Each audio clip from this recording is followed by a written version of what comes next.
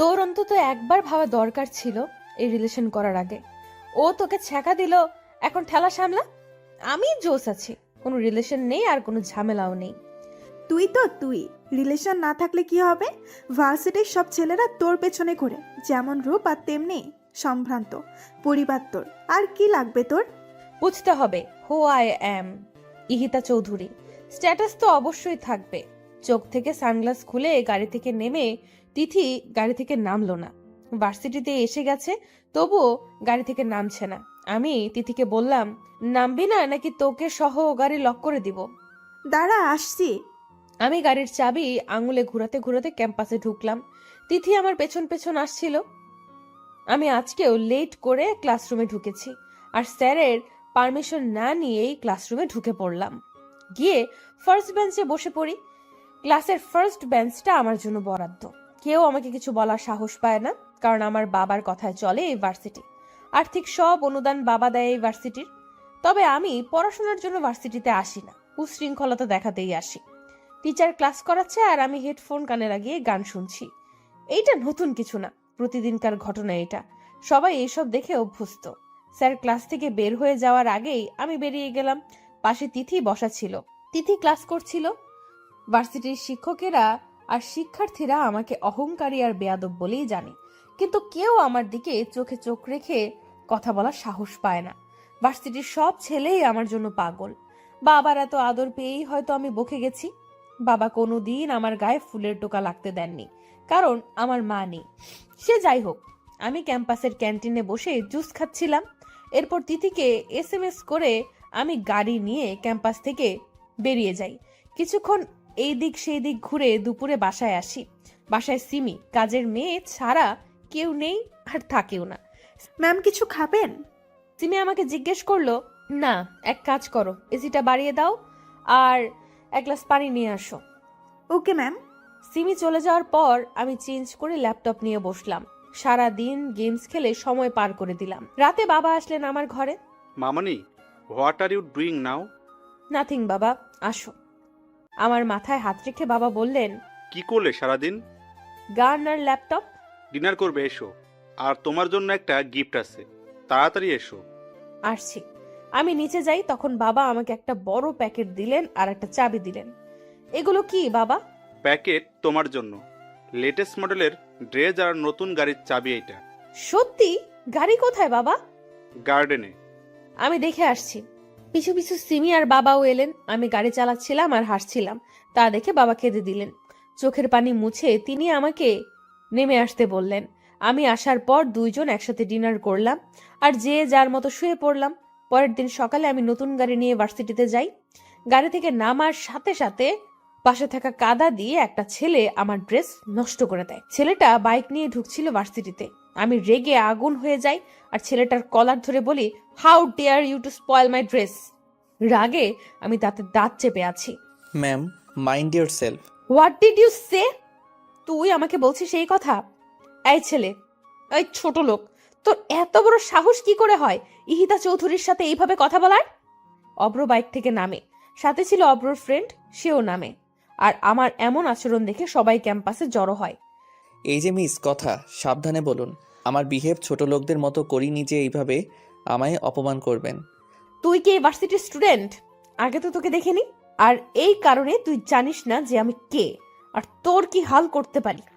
আমার জানার প্রয়োজন নেই। আমি আপনার মতো ফ্যাশন শো করতে আসিনি ক্যাম্পাসে। নিজের দিকে তাকিয়ে দেখুন কি বাজে লাগছে। আবার আপনি অসবের মতো চেঁচাচ্ছেন। তোকে আজ আমি মেরেই ফেলবো। আমি গাড়ি থেকে হকি স্টিক বের করে অব্রর গায়ে মারার আগেই অব্র আমাকে থাপ্পড় মারে। সবাই হয়ে যায়, প্রিন্সিপাল সহ, কিন্তু কারো আগানোর সাহস নেই। কেমন মেয়ে আপনি? মিনিমাম মেয়েদের মতো আচরণ নেই তো আপনার মধ্যে। ফালতু সব। এই কথা বলে আমি বাইক নিয়ে সেখান থেকে চলে গেলাম। ইহিতা গালে হাত দিয়ে স্টিল দাঁড়িয়ে আছে। তিথি ইহিতার বাবাকে ফোন দিয়ে ভার্সিটিতে আসতে বলেছে এতক্ষণে। ইহিতার বাবাকে দেখে সবাই সালাম দেয় আর প্রিন্সিপাল এগিয়ে আসেন। ইহিতাকে ঠায় দাঁড়িয়ে থাকতে দেখে ইহিতার বাবা সামনে গেলেন, কিন্তু ইহিতা নড়ছে না। এরপর তিথি সব বলার পর ইহিতার বাবা চশমা চোখ থেকে খুলে ভেঙে ফেলেন আর প্রিন্সিপালকে জিজ্ঞেস করেন ইহিতাকে কোন ছেলে মেরেছে। তাকে যেন 1 মিনিটে এখানে আনে। প্রিন্সিপাল আমাকে ডেকে পাঠালেন। আমি ইহিতার বাবার সামনে আসলাম। তোর সাহস হয় কি করে আমার কলিজার উপর হাত তোলা? যাকে এখনো একটা পিঁপড়া কামড় দেয়নি, আর আজ তাকে তুই মেরেছিস। দেখ কি করেছিস আমার মেয়ের। What is this? এটা কি ভার্সিটি নাকি কারো বাবার সম্পদ? আর আপনার মেয়ে আমার সাথে কি করেছে সেটা দেখেননি? না দেখে কেন মারলেন আমাকে? আমার মেয়ে তোকে মেরে ফেলবে, তবুও একটা আওয়াজ করতে পারবি না তুই। কোন সাহসে মেরেছিস আমার মেয়েকে? জবাব দে। সরি, সেইটা আপনার মেয়েকেই জিজ্ঞেস করবেন। আমার ক্লাস আছে, ছাড়ুন। এই বলে আমি সেখান থেকে চলে এলাম। ইহিতার বাবা ইহিতাকে গাড়িতে বসিয়ে নিয়ে গেল বাসায়। ইহিতার গালে আমার 3 আঙ্গুলের দাগ স্পষ্টভাবে ফুটে আছে। সিমিকে দিয়ে ইহিতার গালে যত মেডিসিন আছে সব লাগালো ইহিতার বাবা। ইহিতা চুপ করে আছে এখনো। ইহিতাকে কথা বলতে বলছে সিমি আর ইহিতার বাবা, কিন্তু ইহিতা কথা বলছে না। ইহিতা এই প্রথম কারো হাত থেকে মার খেলো। কোনো শিক্ষক কোনোদিন তার দিকে চোখ রাঙিয়ে কথা বলেনি, আর মার দেওয়া তো দূর, কিন্তু আমি আজ ইহিতাকে ভার্সিটির সবার সামনে চর মেরেছি।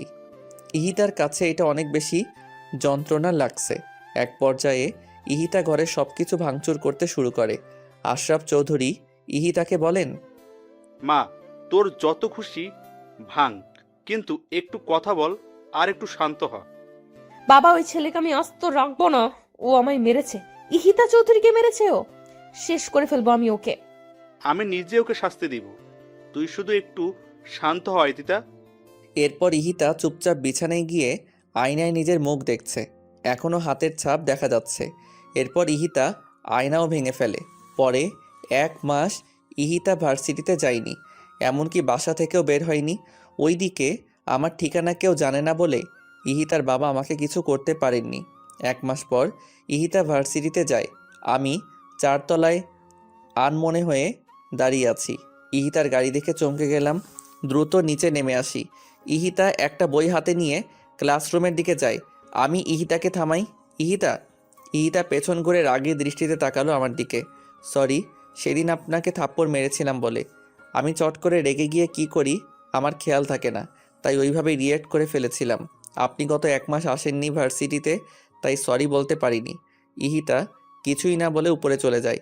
ইহিতা আর আমি দুইজনই কেমিস্ট্রি ডিপার্টমেন্টের স্টুডেন্ট, কিন্তু আমাকে দেখে কেউ বলবে না যে আমি স্টুডেন্ট। মনে হয় পড়ালেখা শেষ। আজ ইহিতা প্রথম বেঞ্চে না বসে 3 নম্বর বেঞ্চে বসলো আর ইংলিশ ক্লাসটা মনোযোগ দিয়ে করলো। স্যার একটা কোশ্চেন করেছিল, যেটার উত্তর আমি ছাড়া আর কেউ দিতে পারিনি। সবাই অবাক হয়ে যায় আর লেকচারার নিজে অভিভূত হয়ে যান আমার উত্তর শুনে। ইহিতা তখন উত্তরটা নোট করলো। ইংলিশ ক্লাস শেষ করে সবাই ল্যাবে গেল, কিন্তু ইহিতা বসেছিল। আমি বের হওয়ার আগে ইহিতাকে বললাম, যাবেন না ল্যাবে? That's none of your business, just go from here. Otherwise. Otherwise?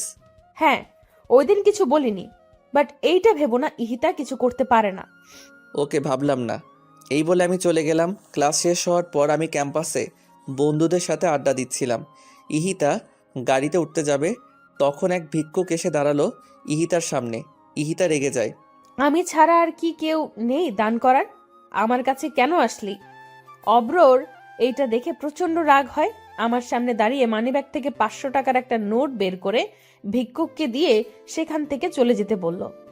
গাড়ি বাড়ি থাকলেই মানুষ মানুষের মতো হয় না, অধিকাংশ ক্ষেত্রে কুকুরই হয়, যেমনটা আপনি নিচে।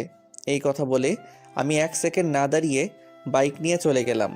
আমি রাগে গাড়ি হাই স্পিডে চালিয়ে বাসায় এলাম।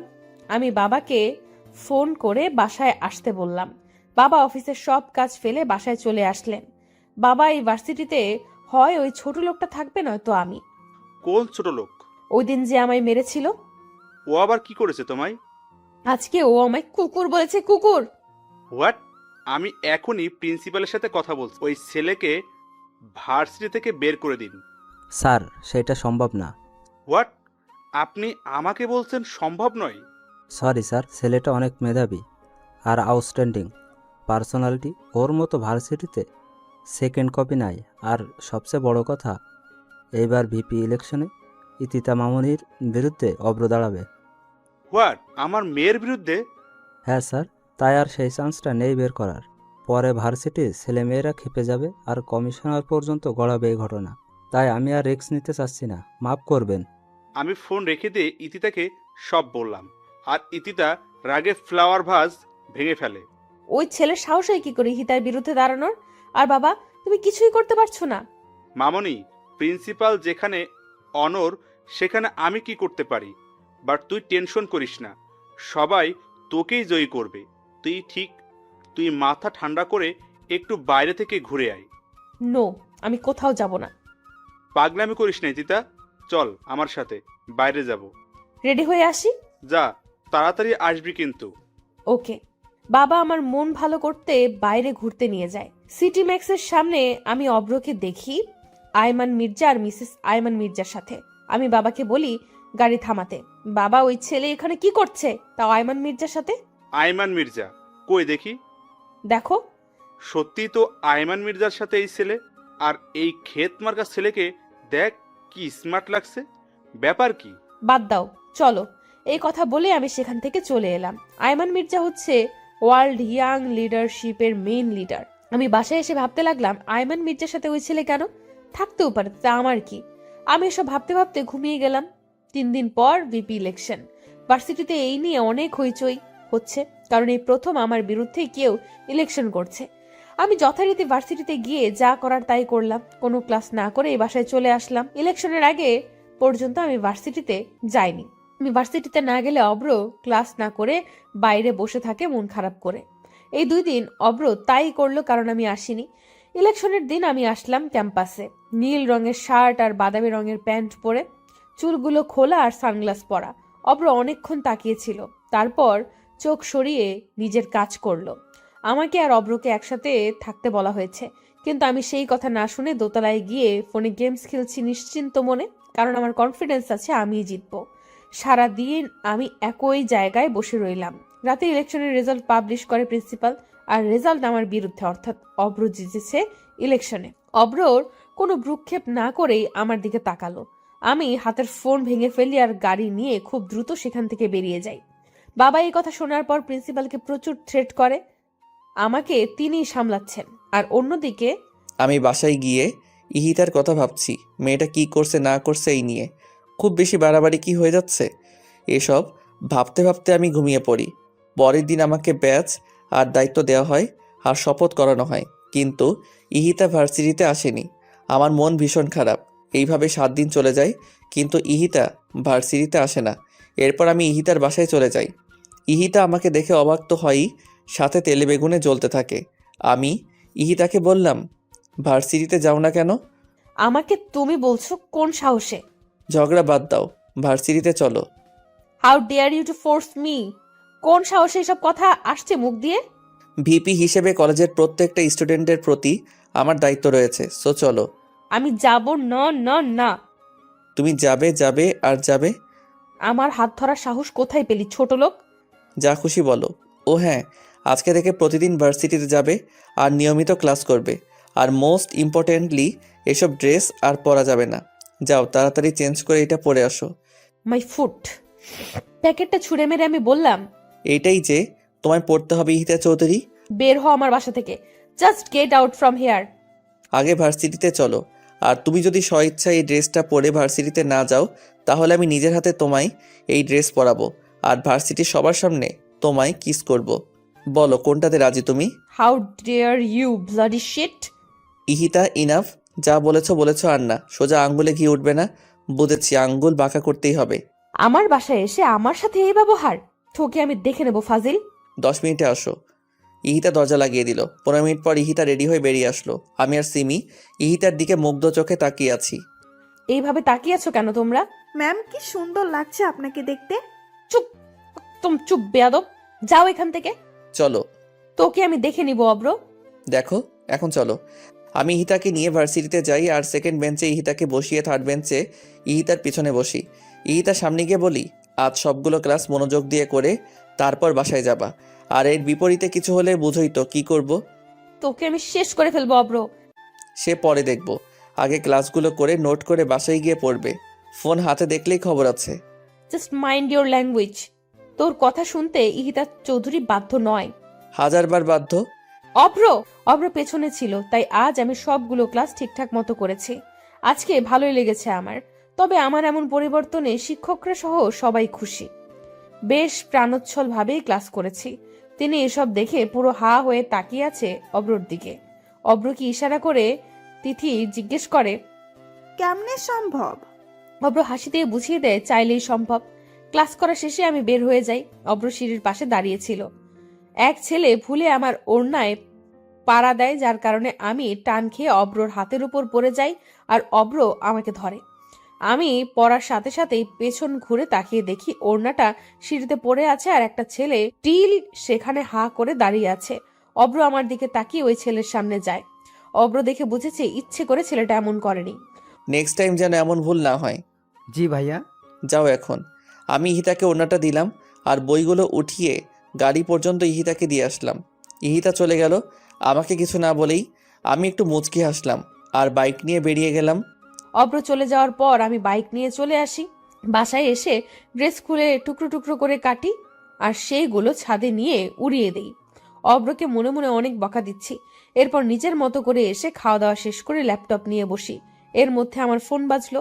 ফোন রিসিভ করার সাথে সাথে অপর পাশ থেকে একটা ছেলে বলল, কাজটা ভালো করলে না ইহিতা, এর মাসুল তোমায় গুনতে হবে। এই বলে ছেলেটা ফোন কেটে দিল। আমি ভ্যাবাচাকা খেয়ে গেলাম। কে ফোন করলো আর কেনই বা এসব বলল? আমি আবার কল ব্যাক করে দেখলাম, কিন্তু ফোন বন্ধ। আমি এসব পাত্তা না দিয়ে আবার নিজের কাজে মনোযোগ দিলাম। বাবা বাসায় আসার পর একসাথে ডিনার সেরে শুয়ে পড়লাম। আমি ভাবতেও পারিনি আগামীকাল আমার জন্য কি অপেক্ষা করছে। আমি সকালে ঘুম থেকে উঠে শর্ট ড্রেস পরে ভার্সিটিতে যাব বলে গাড়ি নিয়ে বের হলাম। অর্ধেক রাস্তা যাওয়ার পর আমি খুব জোরে গাড়ি ব্রেক করলাম, তাই হোল্ডিং এর সাথে লেগে আমার মাথা কেটে যায়। গাড়ি ব্রেক করার কারণ হলো সামনে একটা কার দাঁড়ানো। আমি কপালে টিস্যু ধরে বেরিয়ে আসি। গাড়িটার সামনে যাওয়ার পরেই আমাকে জোর করে সেই কারে বসানো হয় আর একজনকে ফোন করে বলে আমার গাড়ি বাসায় দিয়ে আসতে। আমি গাড়িতে উঠে অব্রকে দেখে চমকে যাই আর প্রচন্ড রেগে যাই। আই ছোট লোকের বাচ্চা, তুই আমায় কেন এইভাবে নিয়ে আসতি? কোথায় নিয়ে যাচ্ছিস আমাকে? একদম কথা কম বলবে, নয়তো মুখে স্কচ টেপ মেরে দিব। গাড়ি থামা, I say stop the car. এরপর অব্র আর কোনো কথা না বলে আরো জোরে গাড়ি চালাতে থাকে, কিন্তু আমি অনর্গল চেঁচিয়েই যাচ্ছি। এক পর্যায়ে আমি গাড়িতে থাকা বটল ছুঁড়ে মারি বাইরে। এতে জানালার কাঁচ ভেঙে যায়, কিন্তু অব্র তবুও থামলো না। একটা বাংলোর সামনে গাড়ি পার্ক করলো অব্র। আমাকে গাড়ি থেকে জোর করে নামালো, কিন্তু আমি তো নামবো না। এরপর অব্র আমাকে কোলে করেই ভেতরে ঢুকালো। আমি অব্র শার্ট ছিঁড়ে ফেলেছি জিদে, কিন্তু অব্র কিছুই করছে না। ড্রয়িং রুমে নিয়ে অব্র আমাকে বসালো। এরপর আমার হাতে একটা লেহেঙ্গা দিয়ে বলল, কুইকলি যাও আর এটা পরে আসো। Just go fast. উকিল সাহেব চলে আসবেন এখন। উকিল আসবেন মানে? আর তুই এইভাবে আমায় এটা পড়তে বলছিস কেন? আজ আমাদের ম্যারেজ রেজিস্ট্রি হবে। হোয়াট? ওই জানোয়ার, তোর সাহস কি করে হয় এসব বলার? ইহিতা চৌধুরীকে বিয়ে করবে তোর মতো ছোট লোক? My foot, just let me go. কে ছোট লোক আর কে বড় লোক সেটা আজই প্রমাণ হবে। বেশি কথা না বলে এটা পরে আসো, নয়তো আমি বাধ্য হব পরিয়ে দিতে। তুই আমায় টাচ করে দেখ শুধু।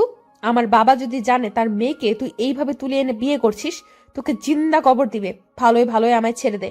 এরপর অব্র নিজেই আমাকে জোর করে লেহেঙ্গা পরিয়ে দিল চোখ বন্ধ করে। অব্র জানে আমি পরবো না, তাই নিজেই পরিয়ে দিল। আমার যা মেকআপ করা ছিল তাতেই চলবে। এরপর অব্র উকিলকে ভেতরে আসতে বললেন। অব্র রেজিস্ট্রি পেপারে সাইন করে আমাকে বলল সাইন করতে, কিন্তু আমি কলম ছুঁড়ে মারলাম আর পেপার ছিঁড়ে ফেলি। তখন অব্র বলল, জানি তুমি এটা করবে, তাই 250 কপি রেজিস্ট্রি পেপার বানিয়েছি আমি। কয়টা ছিঁড়তে পারো দেখি। সাইন তো তোমায় করতে হবে ইহিতা চৌধুরী। আমি সাইন করব না। না, তোর মতো লোফারকে কোনোদিন আমি বিয়ে করব না। দরকার হলে কোনোদিন বিয়েই করব না। ইহিতা সিন ক্রিয়েট করো না। ভালোই ভালোই সাইন করে দাও, তাতে তোমারই মঙ্গল। মঙ্গল মাই ফুট। ফ্লাওয়ার ভাস ভেঙে অব্র প্রচন্ড খেপে যায় আর আমার গালে জোরে একটা থাপ্পড় মারে। এরপর আমার হাত ধরে পেপারে সাইন করায়। সাইন করানো শেষ হলে উকিলকে চলে যেতে বলে অব্র। উকিল চলে যাওয়ার পর অব্র আমার ঘাট ধরে গালে আর কপালে চুমু দেয়।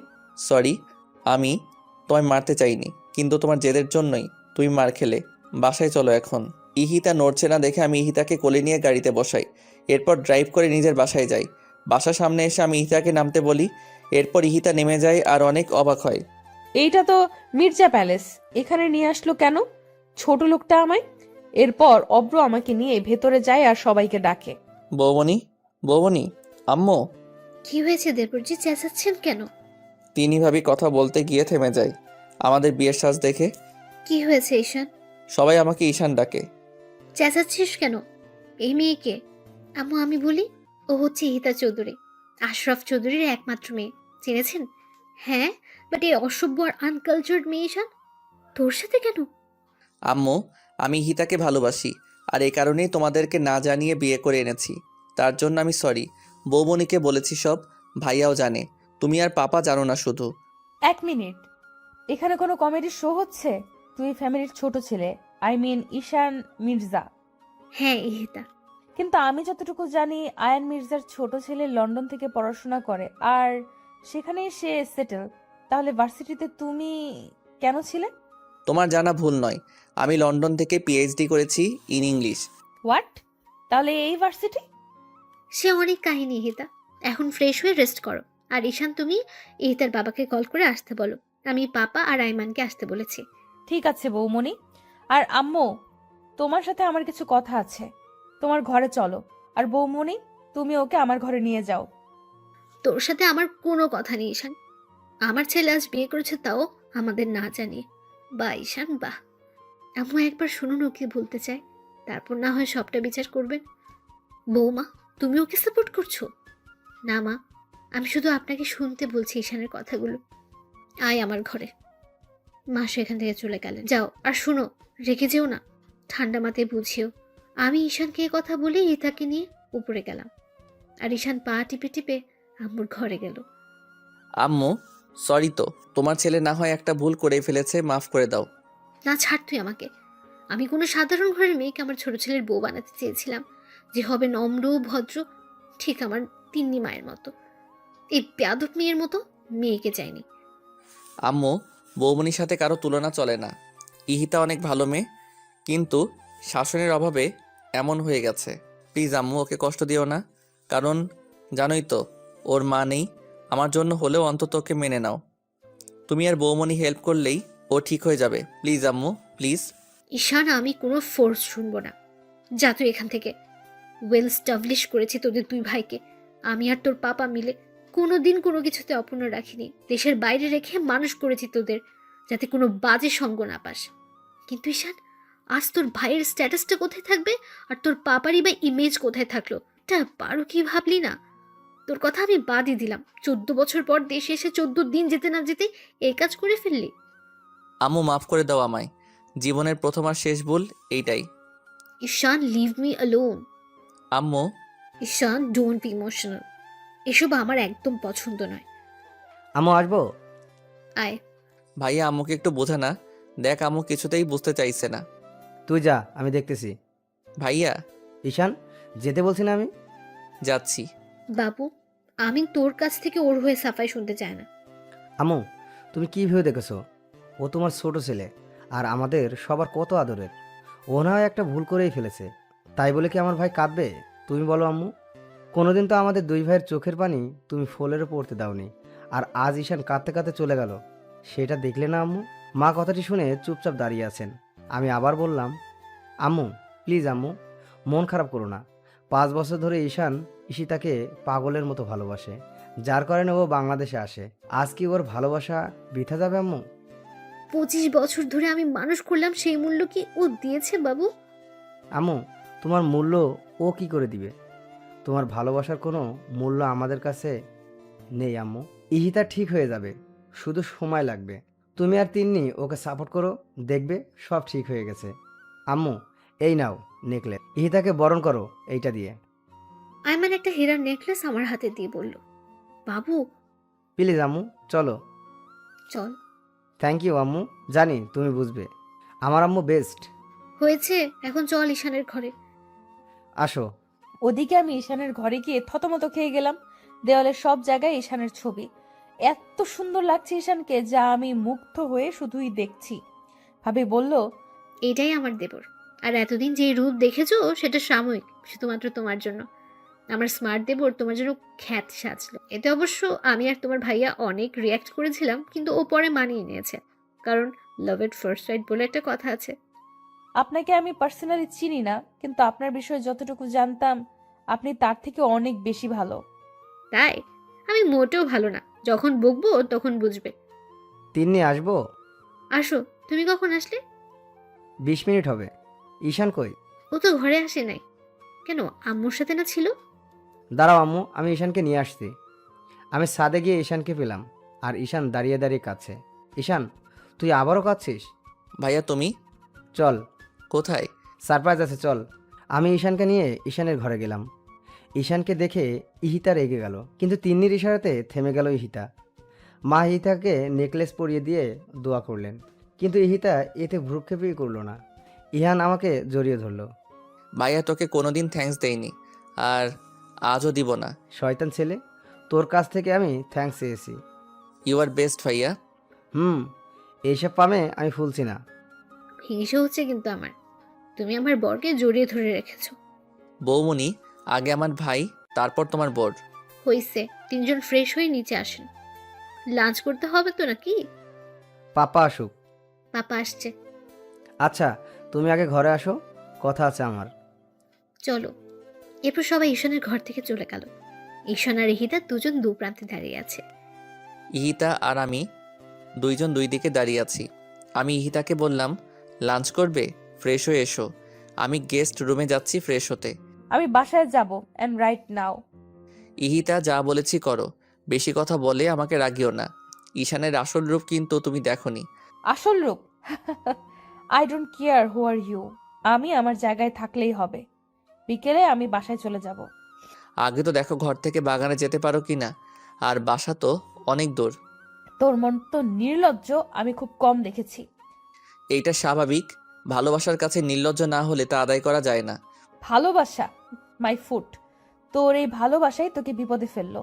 হুম, বিপদে পড়িনি।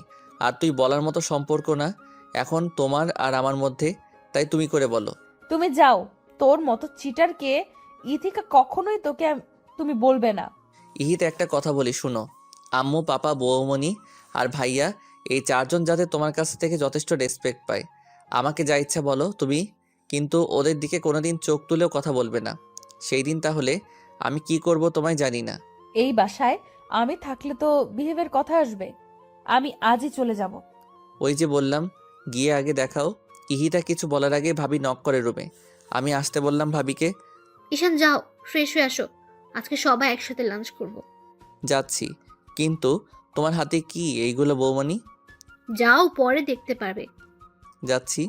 ঈশান চলে যাওয়ার পর আমি ইহিতার সামনে গিয়ে দাঁড়ালাম আর ইহিতাকে বললাম, ইহিতা ফ্রেশ হয়ে এই শাড়ি আর গহনাগুলো পরবে। ইহিতার হাতে দিয়ে বললাম। হোয়াট? আমি এসব পড়তে পারবো না, আমাকে টি শার্ট দিন। ইহিতা, মির্জা পরিবারের বউরা কখনো এসব পরে না। এই পরিবারের একটা ট্রেডিশন আছে, তোমাকেও সেটা মানতে হবে, অন্তত দিনের বেলাতে। বৌমনি, আই কান্ট। ইহিতা, তুমি পারবে। তুমি শাড়ি পরে দেখো কতটা ভালো লাগবে তোমাকে। আর আজ তোমার আর ঈশানের সবচেয়ে মধুর একটা দিন। নিজেকে সুন্দরভাবে সাজাও ওর জন্য, দেখবে ও অনেক খুশি হবে।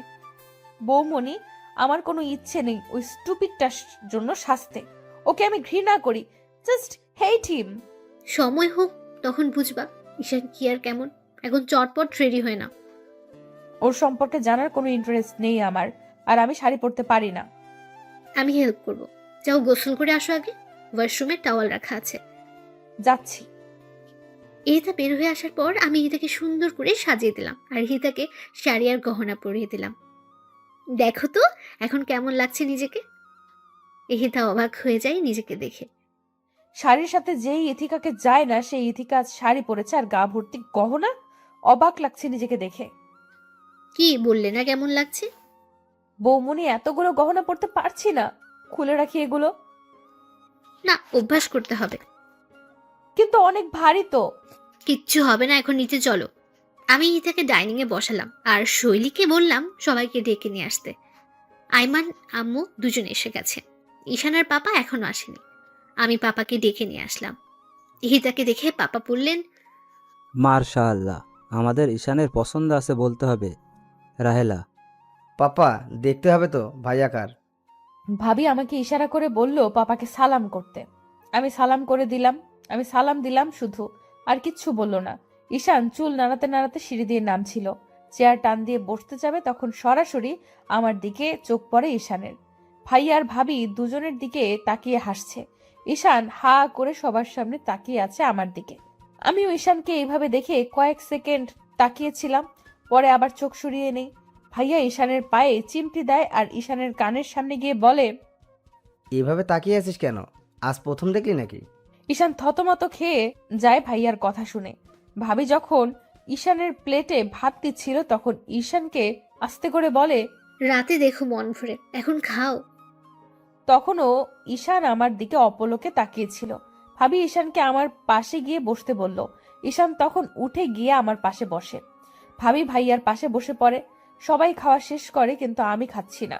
মিসেস মির্জা বললেন, এটা খাচ্ছ না কেন? বসে আছো যে? ঠিকই তো। ইহিতা কি হয়েছে? খাচ্ছ না কেন? রান্না ভালো হয়নি? না আসলে কি হয়েছে বলো। আমি নিজের হাতে খাইনি কখনো, চামচ ধরতে আনইজি লাগছে। ও, এই কথা। ঈশান, ইহিতাকে খাইয়ে দে। না আমি খেতে পারবো। না, পারবে না। ততক্ষণে খাবার খেয়ে আম্মু আর পাপা টেবিল থেকে উঠে গেছেন। ইহিতা খুব আনইজি ফিল করছিল, ঘেমে যাচ্ছে পুরো ইহিতা। আমি ঈশানকে ধমক দিয়ে বললাম, তোমার ভাই কি বলে শোনো না ঈশান? শুনেছি, দিচ্ছি তো। ইহিতার প্লেট হাতে নিয়ে আমি হা করতে বলি ইহিতাকে। ইহিতা কিছু বলে না, সে আমার হাতে খাবে না এইটাই বোঝাতে চাইছে। আমি বুঝেও না বোঝার ভান করে ইহিতাকে জোর করে খাইয়ে দেই। ভাইয়া তখন ভাবিকে বলল, আমিও তোমায় খাইয়ে দিই, হা করো। তিনি হেসে দেয় আর আমার হাত থেকে খাবার খাই। তিনি ইহিতাকে বলছে, এখন খেতে পারছো? ইহিতা বলল শুধু। খাওয়া শেষ করে সবাই উঠে গেল। আয়মান ডেকোরেটরদের সাথে কথা বলছে আর বাসর সাজানোর ব্যাপারে। আমার পছন্দ মতো ঈশানের ঘরকে সাজানো হয়েছে। ইহিতা আমার ঘরে ছিল আর ঈশান বসেছিল। সন্ধ্যায় ইহিতার বাবা মির্জা প্যালেসে আসলেন। ঈশানের উপর প্রচন্ড রেগে যেন নেই। তারপর আয়মান ওনাকে বোঝায়, কিন্তু উনি মানতেই চাচ্ছেন না।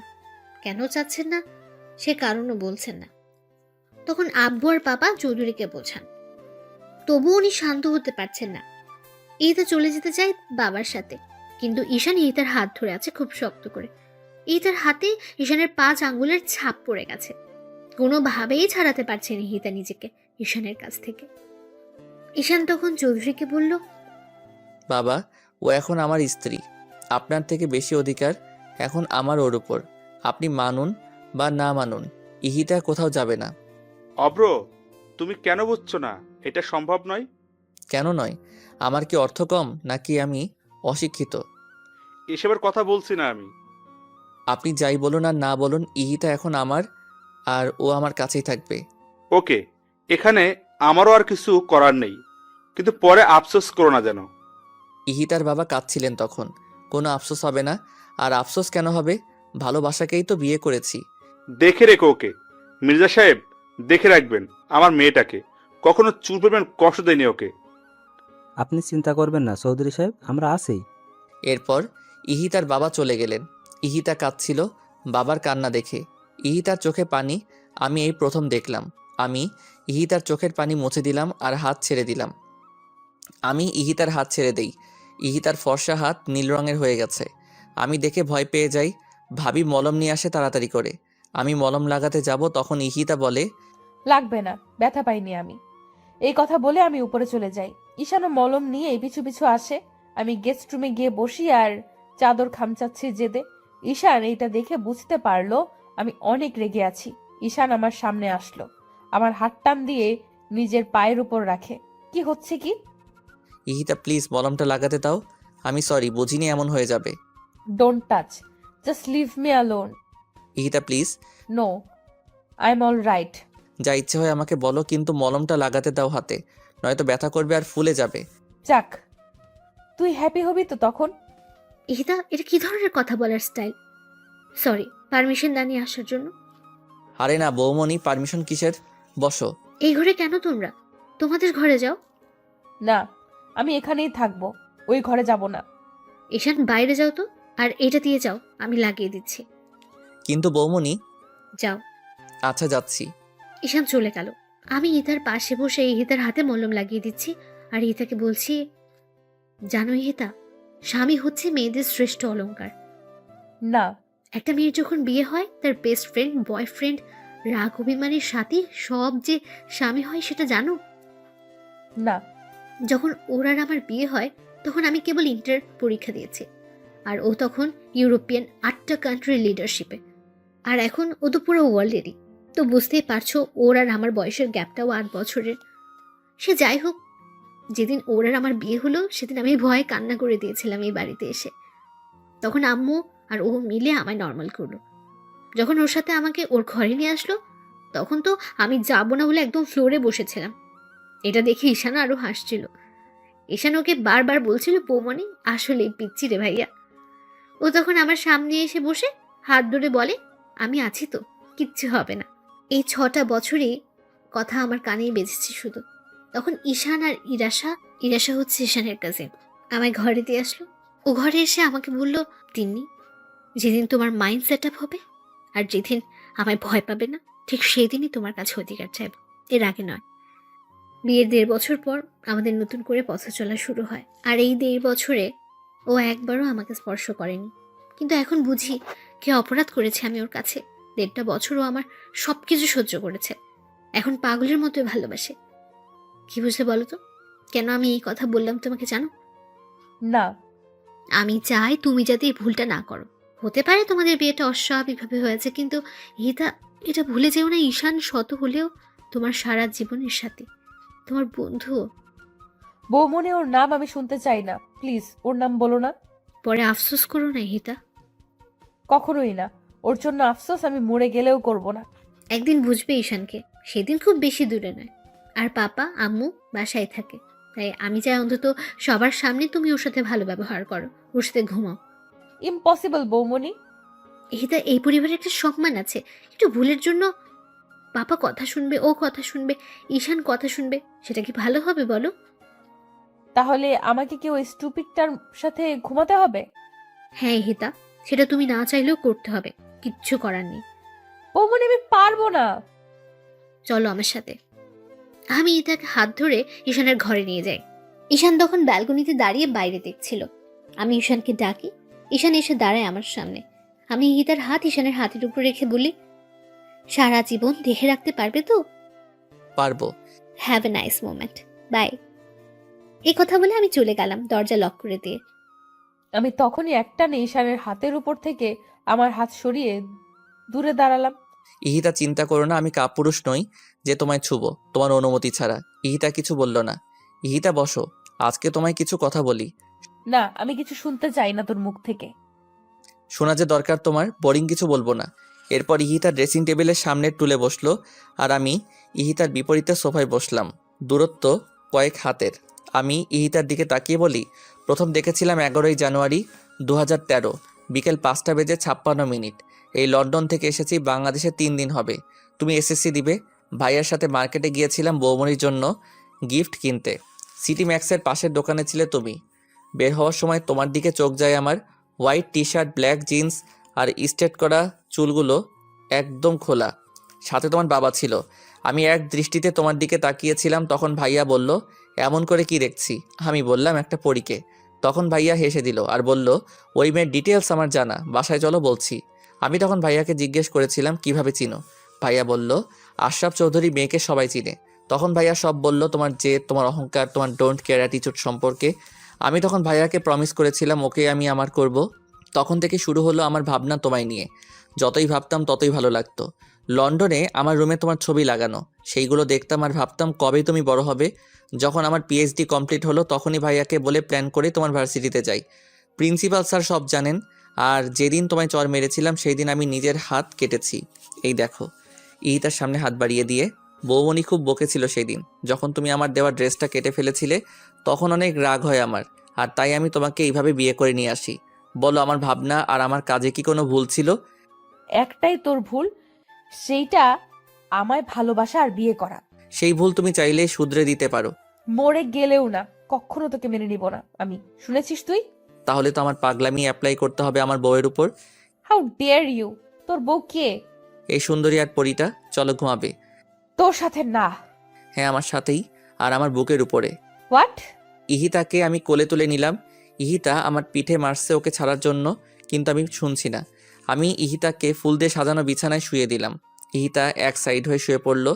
আমি বিছানায় শুই আর ইহিতাকে টেনে ওর পাশে নিয়ে আসি। আমাকে তুই টাচ করবি না। তুই তোর মতো থাক আর আমায় আমার মতো থাকতে দে। না, তোমায় টাচ করার পুরো অধিকার আছে আমার, কিন্তু এখন যদি তুমি চুপচাপ আমার কাছে না ঘুমাও তাহলে তোমার সাথে নেক্সটে যা করব তার জন্য তুমি প্রস্তুত থাকবে না ইহিতা। সো বুঝতেই পারছো কি করব। ঈশান, তুই আমাকে তুলে নিয়ে বিয়ে করেছিস বলে আমার সব স্বাধীনতা আর চাওয়া পাওয়া হরণ করে নিসনি।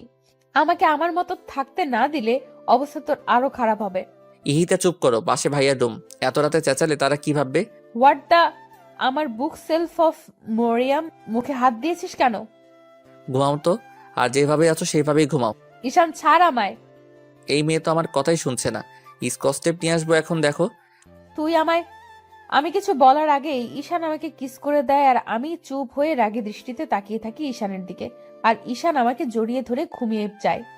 আমি আনইজি তো ফিল করছি, সাথে রেগেও আছি। এই ছেলে পেয়েছেটা কি? যখন ইচ্ছে আমায় মারবে আর যখন ইচ্ছে আমায় কিস করবে। আমি সব রাগ একসাথে করে ঘুমিয়ে পড়ি। সকালবেলা আমি ঘুম থেকে জেগে দেখি ঈশান এখনো আমাকে জড়িয়ে ধরে ঘুমাচ্ছে আর আমার গলায় ঈশানের মুখের খোঁচা খোঁচা দাড়ি লাগছে। আমি একটু সরে গিয়ে উঠতে যাই, তখন দেখি আমার শাড়ির আঁচল ঈশানের পিঠের নিচে। আমি লজ্জায় শেষ হয়ে যাই। এই ঈশানকে ডাকলেই তো উঠে যাবে। এইভাবে আরো লজ্জা পাবো। এখন কি করব কিছুই ভেবে পাচ্ছি না। ঈশানের প্রতি রাগ হচ্ছে, কেন ও আমাকে জড়িয়ে ধরতে গেল। আমি নড়াচড়া করতে থাকি অস্থিরতায়। ঈশানের ঘুম ভেঙে যায় নড়াচড়াতে। ঈশান দেখে আমি জেগে গেছি আর কাপড় চোপড় ঠিক নেই, শাড়ি পরার অভ্যাস নেই। তাই ঈশান আমার দিকে তাকিয়ে মুচকি হাসি দেয়। আমার তো তখন রাগে গা জ্বলতে থাকে। আমি একটানে শাড়ির আঁচলটা পরে বিছানা থেকে উঠে শাড়িটা ঠিক করতে থাকি। পারছি না ঠিক করতে, আবার সব খুলে যাচ্ছে। আমি হাতের উপর মাথা রেখে মায়াবী দৃষ্টিতে দেখছি ইহিতার কর্মকাণ্ড আর হাসছি। আওয়াজ না করে হাসছি যাতে ইহিতা শুনতে না পায়। ইহিতার সিল্কি চুলগুলো জট করে আছে, গয়নাগুলো উলটপালট হয়ে সরে গেছে। ইহিতা যত শাড়ি ঠিক করেছে ততই খুলে যাচ্ছে। ইহিতা এবার প্রচণ্ড ক্ষেপে যায়, শাড়ি ফেলে দিয়ে বিছানায় বসে পড়ে। আমার দিকে একবারও তাকাচ্ছে না ইহিতা। আমি বিছানা থেকে উঠে ইহিতাকে দাঁড় করাই আর ইহিতার শাড়ি ঠিক করে দেই। ইহিতার চুল ঠিক করে দেয়। ইহিতা বিরক্ত হয়ে সহ্য করলো। ইহিতা রেডি হয়ে ভাবির কাছে গেল। ভাবি টেবিলে খাবার সার্ভ করছিল আর ভাইয়া কফি খাচ্ছিল। ইহিতা ভাবিকে বলল, গুড মর্নিং বৌমনি আর গুড মর্নিং ভাইয়া। Good morning Ihita. দুজন একসাথে বললাম। ঈশান কই? জানি না। আচ্ছা বসো তুমি। ইহিতা বসে পেপার পড়ছিল। ইহিতার বাবা আসলো। বাবাকে দেখে ইহিতা দাঁড়িয়ে যায় আর জড়িয়ে ধরে। চৌধুরী সাহেব আমার হাতে এক ব্যাগ ওষুধ দিয়ে যান, কিন্তু সবগুলোর নাম ওঠানো। আমি অবাক হয়ে যাই। আঙ্কেল, এই মেডিসিনগুলো কেন? ইতিদাকে প্রতিদিন 2টা করে খাইয়ে দিও, মনে করে প্লিজ। আমার মামিটাকে দেখো। কিন্তু আঙ্কেল, এতগুলো মেডিসিন, তাও নাম ছাড়া। আর কিসের ওষুধ এগুলো? আমার বুঝ হওয়ার পরেই দেখছি বাবা প্রতিদিন 2টা করে এই ওষুধ আমায় খাওয়ায়, কিন্তু কোনো দিন বলেনি কিসের ওষুধ। আঙ্কেল বলেন কিসের ওষুধ? এত কিছু বলতে পারবো না, আমার অফিসের টাইম হয়ে গেল, যেতে হবে। আর ঔষধগুলো খাইয়ে দিও প্লিজ। এ কথা বলে হনহন করে বেরিয়ে যায় হিতার বাবা। আমি আর আইমান দুজন দুজনের দিকে তাকিয়ে আছি। ইহিতা ওষুধগুলো নিয়ে ঘরে চলে আসে। ঈশানকে কেউ কিছু বলল না, সবাই নর্মালি নিল ব্যাপারটা, কিন্তু আমার মনে খটকা লেগে গেল।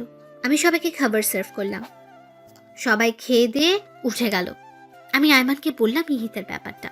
আইমান আমাকে বলল, হবে হয়তো কিছু, বাদ দাও, খেতেই পারে। আমিও আর মাথা ঘামালাম না। আমি ইহিতাকে ওষুধ খেতে বললাম। ইহিতা ওষুধ খাওয়ার পর আমি ইহিতাকে ছবির অ্যালবাম দেখাতে বসলাম। পাশে ঈশান বসে জুস খাচ্ছে। আইমান অফিসে। আমি ইহিতাকে আগে আমাদের বিয়ের ছবি দেখালাম। ইহিতা হাসছে আর দেখছে, আর ঈশান ইহিতার দিকে মন্ত্রমুগ্ধ হয়ে তাকিয়ে আছে। এরপর আমি ঈশানের ছবি দেখালাম ইহিতাকে। আমি হা হয়ে দেখছি আর পাতা উল্টাচ্ছি। অনেক সুন্দর লাগছে ঈশানকে। এরপর আমি আর চোখে ঈশানকে দেখলাম। এমনিতেও ঈশান দেখতে মাশাআল্লাহ। একটু পর ঈশানের ফোনে ঈশানের বেস্ট ফ্রেন্ড নাদিরা কল করলো। ঈশান আমার আর বৌমনির সামনেই ফোন রিসিভ করলো। হ্যালো নাদিরা, কেমন আছিস? হ্যাঁ আমিও ভালো আছি। বাংলাদেশে আসছিস কবে? তাড়াতাড়ি আয়। এসব শুনে আমি রাগে দাঁড়িয়ে যাই। এরপর আমি সেখান থেকে ঘুরে চলে যাই আর ওয়াশরুমে গোসল করতে ঢুকি, কিন্তু কোনো কাপড় নিয়ে যাইনি। আমার সেই খেয়াল ছিল না। ডাক্তারের কথা শুনে আমি মাটিতে বসে পড়লাম আর হতভম্ব হয়ে ডাক্তারের দিকে তাকিয়ে রইলাম। ইহিতার বাবা চশমা খুলে ফ্লোরে বসে পড়লেন। আমি একদম নিস্তব্ধ হয়ে গেছি। আমার কি বলা উচিত বা কি বলবো সেটাই জানি না। কেবিন থেকে নার্স এসে ডাক্তারকে বলল, স্যার, পেশেন্ট তার বেবিকে দেখতে চাইছে, কি করব? যা করতে চাইছে করতে দাও, আটকিও না। আশরাফ, হিয়াকে হসপিটালে নিয়ে আয়। ভাইয়া খুব দ্রুত বাসায় ফোন করলো আর আম্মুকে বলল ইয়াকে নিয়ে ইমিডিয়েট হসপিটালে আসতে। ভাইয়া আমাকে উঠিয়ে কেবিনে নিয়ে গেল। আমি এক দৃষ্টিতে তাকিয়ে আছি ইহিতার দিকে। চোখগুলো লাল রঙের হয়ে গেছে। ইহিতার চোখ থেকে ঝর্ণা বইছে। কে কাকে কি বলবে কিছু বুঝতে পারছি না কেউ। ইহিতা আমার হাতের উপর হাত রাখলো। হিয়ার আব্বু, এই হিয়ার আব্বু, কথা বলবে না হিয়ার আম্মুর সাথে? কথাগুলো বলতে গিয়ে ইহিতার গলা ধরে আসছিল। আমি এখনো কিছু বলছি না, শুধু তাকিয়ে আছি। হিয়ার আব্বু শোনো, আমার হিয়াকে দেখো কিন্তু। তুমি তোমার খেয়াল রেখো আর কখনো আমায় মনে করে কেঁদো না কিন্তু। হিয়াকে সর্বোচ্চ দিয়ে ভালোবেসো। আমি থাকবো না তো কি হয়েছে, হিয়া তো আছে। একটা বিয়ে করো আমার ছোট্ট হিয়ার জন্য। আর শোনো, তাকে ভালোবেসো অনেক। আর একটা অনুরোধ রাখবে। ইহিতা, তুমি এসব কি বলছো? কিচ্ছু হবে না তোমার, আমরা আছি না। ভাইয়া ও কথা বলছে না কেন? ভাইয়া, ওকে কথা বলতে বলেন। ও কি একটা বার আমায় জড়িয়ে ধরবে না? ও এভাবে তাকিয়ে আছে কেন আমার দিকে? ও হিয়ার আব্বু, কথা বলো না একটু। হিয়ার আব্বু। ঈশান, এই ঈশান, ভাই ঈশান, ভাই আমার, একটাবার কথা বল। এইভাবে চুপ করে থাকিস না। দেখ, ইহিতা কাঁদছে, তোর ইহিতা কাঁদছে। একটাবার ওর সাথে কথা বল। এইভাবে চুপ করে থাকিস না। একা আমায় রেখে চলে যাবে? হিয়াকে রেখে চলে যাবে? আমার ভালোবাসা তোমার কাছে কিছুই ছিল না? হিয়ার আব্বু, একটা বার আমায় জড়িয়ে ধরো, একটা বার। ইহিতা উঠতে চেষ্টা করলো। ভাইয়া ইহিতাকে উঠিয়ে দেয়। ইহিতা আমাকে জড়িয়ে ধরলো। আমিও ইহিতাকে পাগলের মতো জাপটে ধরে আছি। ইহিতার চুলগুলো সব আমার হাতের মুঠো বন্দি হয়ে আছে। কেঁদে দুইজনেই গা ভাসাচ্ছি। ইহিতার আব্বু, ভাইয়া, ভাবি, ডাক্তার, নার্স সবাই কাঁদছে। ভাবি সামনে আগানোর সাহস পাচ্ছে না। এরই মাঝে বাবা মা হিয়াকে নিয়ে কেবিনে ঢুকলো। হিয়া কাঁদছে অনেক। হিয়ার কান্নার আওয়াজ শুনে ইহিতা হিয়ার দিকে তাকায় আর খুব দ্রুত হিয়াকে কোলে নেয়। ইহিতা হিয়াকে কোলে নেওয়ার পর হিয়া একদম চুপ হয়ে যায় আর ইহিতার দিকে ফ্যালফ্যাল করে তাকিয়ে থাকে। ইহিতা বুকের সাথে মিশিয়ে ফেলে হিয়াকে। আমি ইহিতাকে ছাড়ছি না। ইহিতার কপালের সাথে কপাল লাগিয়ে বললাম, এই ছোট্ট হিয়াটা কি থাকতে পারবে ওর আম্মুকে ছাড়া? ও হিয়ার আম্মু, তুমি প্লিজ কোথাও যেও না হিয়াকে আর আমাকে ছেড়ে। আমি বেঁচে থেকেও যে মরে যাব। ইহিতা সোনা, প্লিজ তুমি যেও না কোথাও। আমি পারবো না তোমাকে ছাড়া থাকতে। আমি কিভাবে থাকবো তোমাদের ছাড়া? আমি মরতে চাই না, আমি মরতে চাই না। ইহিতা, আমি তোমায় কোথাও যেতে দিব না, কোথাও না। তুমি আমার আর আমার কাছেই থাকবে।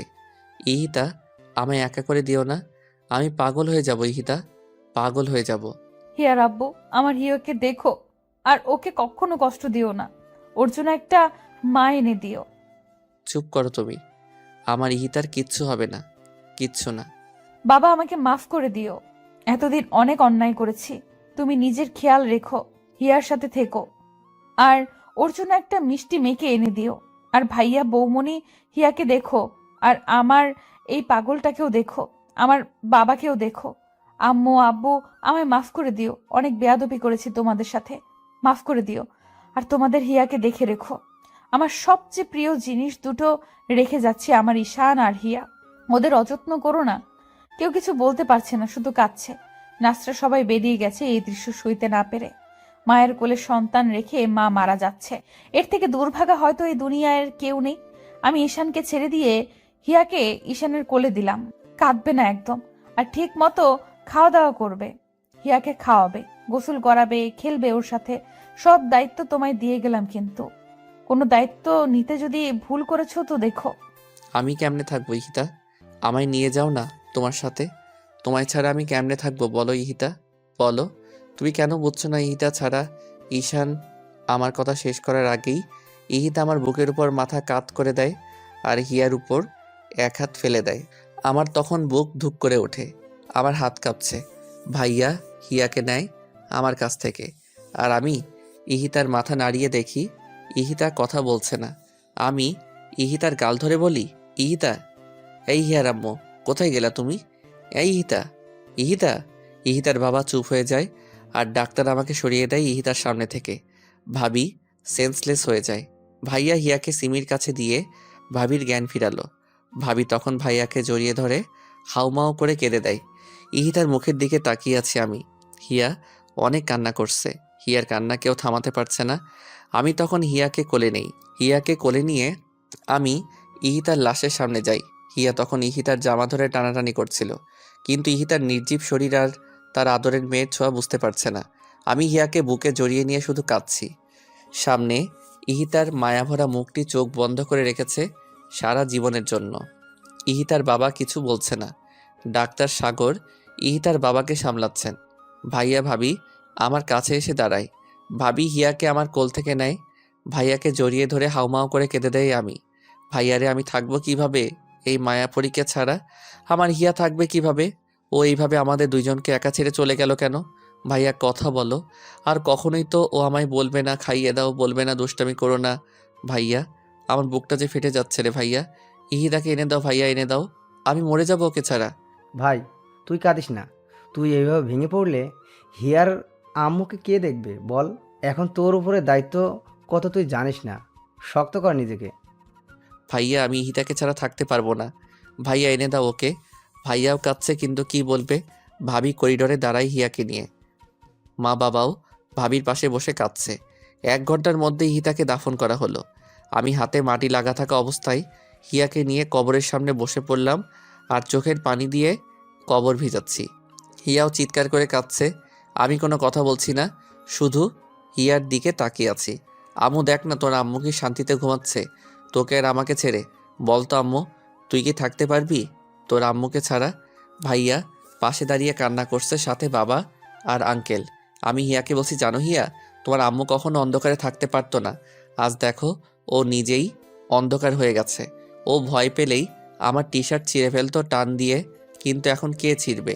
আমি ওর এত স্মৃতি নিয়ে কিভাবে বাঁচবো বলো না হিয়া আম্মু? বাবা আর ভাইয়া আমাকে ওঠালো। বাড়ির গার্ডেনেই কবর দেওয়া হয়েছে ইহিতাকে। আমি উঠবো না। ভাইয়া জোর করে উঠালো আমাকে। ভাবির কোলে দিল হিয়াকে। ভাইয়া ভাবিকে বলল হিয়াকে খাবার খাওয়াতে। ভাইয়া আমাকে নিয়ে গেস্ট রুমে গেল, কারণ বেডরুমে গেলেই আবার পাগলামি শুরু করব ইহিতার সব কিছু দেখে। ভাইয়া নিজেই আমাকে ফ্রেশ করিয়ে দিল। এই অবস্থায় কে কাকে দেখবে? কিন্তু ভাইয়া আর ভাবি শক্ত হাতে সব সামলাচ্ছে। রাত যত বাড়ছে আমার কান্নার আওয়াজ তত জোরেই শোনা যাচ্ছে। দরজার বাইরে দাঁড়িয়ে সবাই কাঁদছে, কিন্তু কেউ আমাকে সান্ত্বনা দেওয়ার সাহস পাচ্ছে না। আমি এখনো বেডরুমে যাইনি। মাটিতে শুয়ে শুয়ে শুধু কাঁদছি। সারাদিনে কেউ কিছু খায়নি। আমার চোখে চোখ রেখে কেউ কিছু বলতে পারছে না। বারবার ইহিতার কথা কানে বাজছে। বেয়াদব, স্টুপিড, ছোট লোক। ইহিতার বিভিন্ন ভঙ্গিতে কথা বলা এখন আমাকে আরো কষ্ট দিচ্ছে। রাতে আমাকে জড়িয়ে ধরে ঘুমানো, এসব এখন সবই স্মৃতি আমার কাছে। আমি আর পারছি না এভাবে থাকতে। কষ্টের মধ্যেই শেষ হয়ে যাচ্ছি। আমার সামনে থাকা একটা ছুরি হাতে নেই আমি। ভাইয়া আর বাবা দৌড়ে এসে আটকায় আমাকে। আমি আব্বুকে জড়িয়ে ধরে বলি, পাপা আমি এভাবে বেঁচে থেকে কি করব পাপা? পাপা আমি পারবো না এভাবে বেঁচে থাকতে। আমার ইহিতাকে এনে দাও তোমরা। আমি মরে যাব পাপা, আমি মরে যাব। আব্বু, তুই না আমার লক্ষ্মী ছেলে। আমার দাদু ভাইকে কে দেখবে তুই এমন করলে? আব্বু, পাগলামি করিস না। ইহান, কেঁদো না, নিজেকে শক্ত করো। এইটাই হওয়ার ছিল। ভাই তুই না আমার ভাই। ঈশান মির্জাকে এইভাবে মানায় না। আমার ভাই সবসময় হাসি খুশি থাকবে।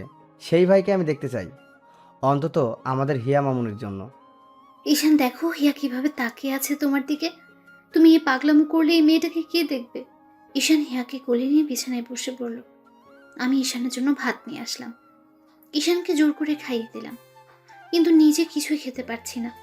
বাকিরাও কেউ কিছুই খায়নি। এভাবে কেটে গেল 8টা মাস। হিয়া এখন বসতে পারে আর একদমই হিতার মতো হয়েছে দেখতে। ঈশান আগের থেকে অনেক শান্ত হয়ে গেছে, কিন্তু ঈশানের কষ্টের সাক্ষী হয়ে থাকে প্রতিটা রাত। বাবা ঈশানকে কাজে ব্যস্ত রাখতে চান যাতে ঈশান ইহিতাকে ভুলতে পারে, তাই তিনি সমস্ত ব্যবসা ঈশানের উপর দিয়ে দিলেন। ইহিতার বাবা ঈশানদের সাথেই থাকেন, যদিও তিনি থাকতে চাননি, কিন্তু সবার জোড়াজুড়িতে থাকতে হয়েছে। আমি আর সিমি মিলে হিয়াকে দেখে রাখি। এখন সবাই মেনে নিয়েছে সবকিছুই, শুধুমাত্র হিয়ার দিকে তাকিয়ে। ঈশান আর এখন প্রকাশ্যে কাঁদে না। ইহিতা মারা যাবার 5 মাস পর্যন্ত ঈশান নিজের ঘরে যায়নি, কিন্তু এখন হিয়াকে নিয়ে ঈশান, ইহিতা আর ওর বেডরুমে থাকে। সারাদিন অফিস করে রাতে ফিরে যখন হিয়ার মায়াবী মুখটা দেখে, তখন ঈশান সব ভুলে যায় আর ফ্রেশ না হয়ে মেয়ের সাথে খেলতে শুরু করে। তখন আমি এসে ঈশানকে বকা দেই, আর তখন ঈশান ফ্রেশ হতে যায়। কিন্তু একটা রাত ঈশান ঘুমোতে পারে না, শুধুই ছটফট করে। ঈশান এর মাঝে হিয়াকে নিয়ে পার্মানেন্টলি লন্ডন যেতে চেয়েছিল, কিন্তু আমরাই যেতে দেইনি। এখন সবাই নতুন করে ঈশানের জীবন সাজিয়ে দিতে চাইছে, কিন্তু ঈশানকে কেউ কিছুই জানায়নি। এমনকি ইহিতার বাবাও চান ঈশান নতুন করে আবার জীবন শুরু করুক। একদিন আমি মিটিংয়ে রাঙামাটি যাই। ফেরার সময় হিয়ার সাথে লাইভ কন্ট্যাক্ট করতে করতে ফিরি। ভাবি হিয়ার সামনে ফোন দিয়ে রেখেছে আর আমি হিয়ার সাথে কথা বলছি। হিয়া এখন পাপা বলতে পারে। রাস্তায় আসার সময় হঠাৎ আমি গাড়ি ব্রেক করি। খুব দ্রুত গাড়ি ব্রেক করায় কলটা কেটে যায়। আমি সামনে তাকিয়ে দেখি একটা মেয়ে হাত দিয়ে ইশারা করছে গাড়ি থামানোর জন্য। আমি গাড়ি থামানোর সাথে সাথে মেয়েটা আমার গাড়িতে উঠে পড়ে। আমি রেগে যাই। হেই, হু আর ইউ? আমার গাড়িতে এইভাবে বসলেন কেন? আমি বাড়ি থেকে পালিয়ে এসেছি, প্লিজ গাড়ি স্টার্ট করুন, নয়তো ওরা আমায় ধরে নিয়ে যাবে। প্লিজ তাড়াতাড়ি চলুন না। হোয়াট? আপনি আমাকে বলছেন গাড়ি স্টার্ট করতে, আর আপনি কি বললেন? পালিয়ে এসেছেন? নামুন আমার গাড়ি থেকে। ননসেন্স কোথাকার! নামুন বলছি। প্লিজ আপনি এমন করবেন না, আমি অনেক বিপদে আছি।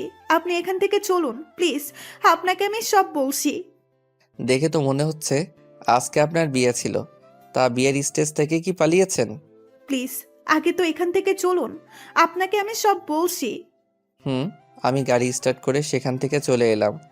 আমি অদ্রিকা, সিঙ্গাপুর থেকে দেশে ফিরেছি 3 দিন হলো, আর এসেই শুনি আমার ফুপি আমার বিয়ে ঠিক করেছেন। আমি বিয়ে করব না বলেই পালিয়ে এসেছি। তা বিয়ে কেন করবেন না? বয়ফ্রেন্ড আছে? আরে না, ওইসব কিছু না, সে অনেক কথা। সরি, আপনাকে আমি ঝামেলায় ফেলে দিলাম। নামবেন কোথায়? কোথায় নামবো জানি না, ঢাকাতে আমার কোনো রিলেটিভ থাকে না। আজীব তো, কোথায় নামবেন জানেন না আর আমার গাড়িতে উঠলেন।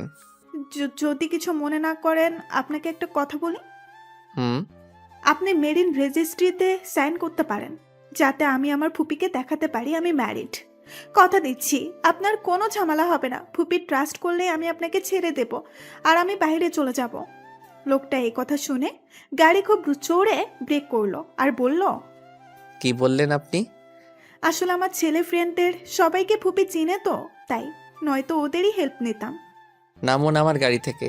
Just get down from my কার।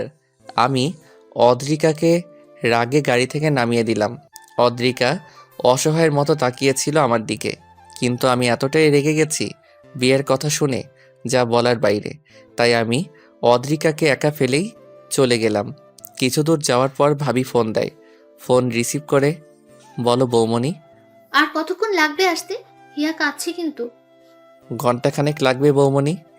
মেজাজ এত চওড়া কেন? এমনি। বলো কেন? এরপর আমি ভাবিকে সব বললাম। এসব শুনে ভাবি রেগে গেল আমার উপর।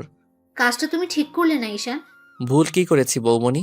ওই মেয়ের সাহস হয় কি করে আমার ইহিতার জায়গা চাওয়ার?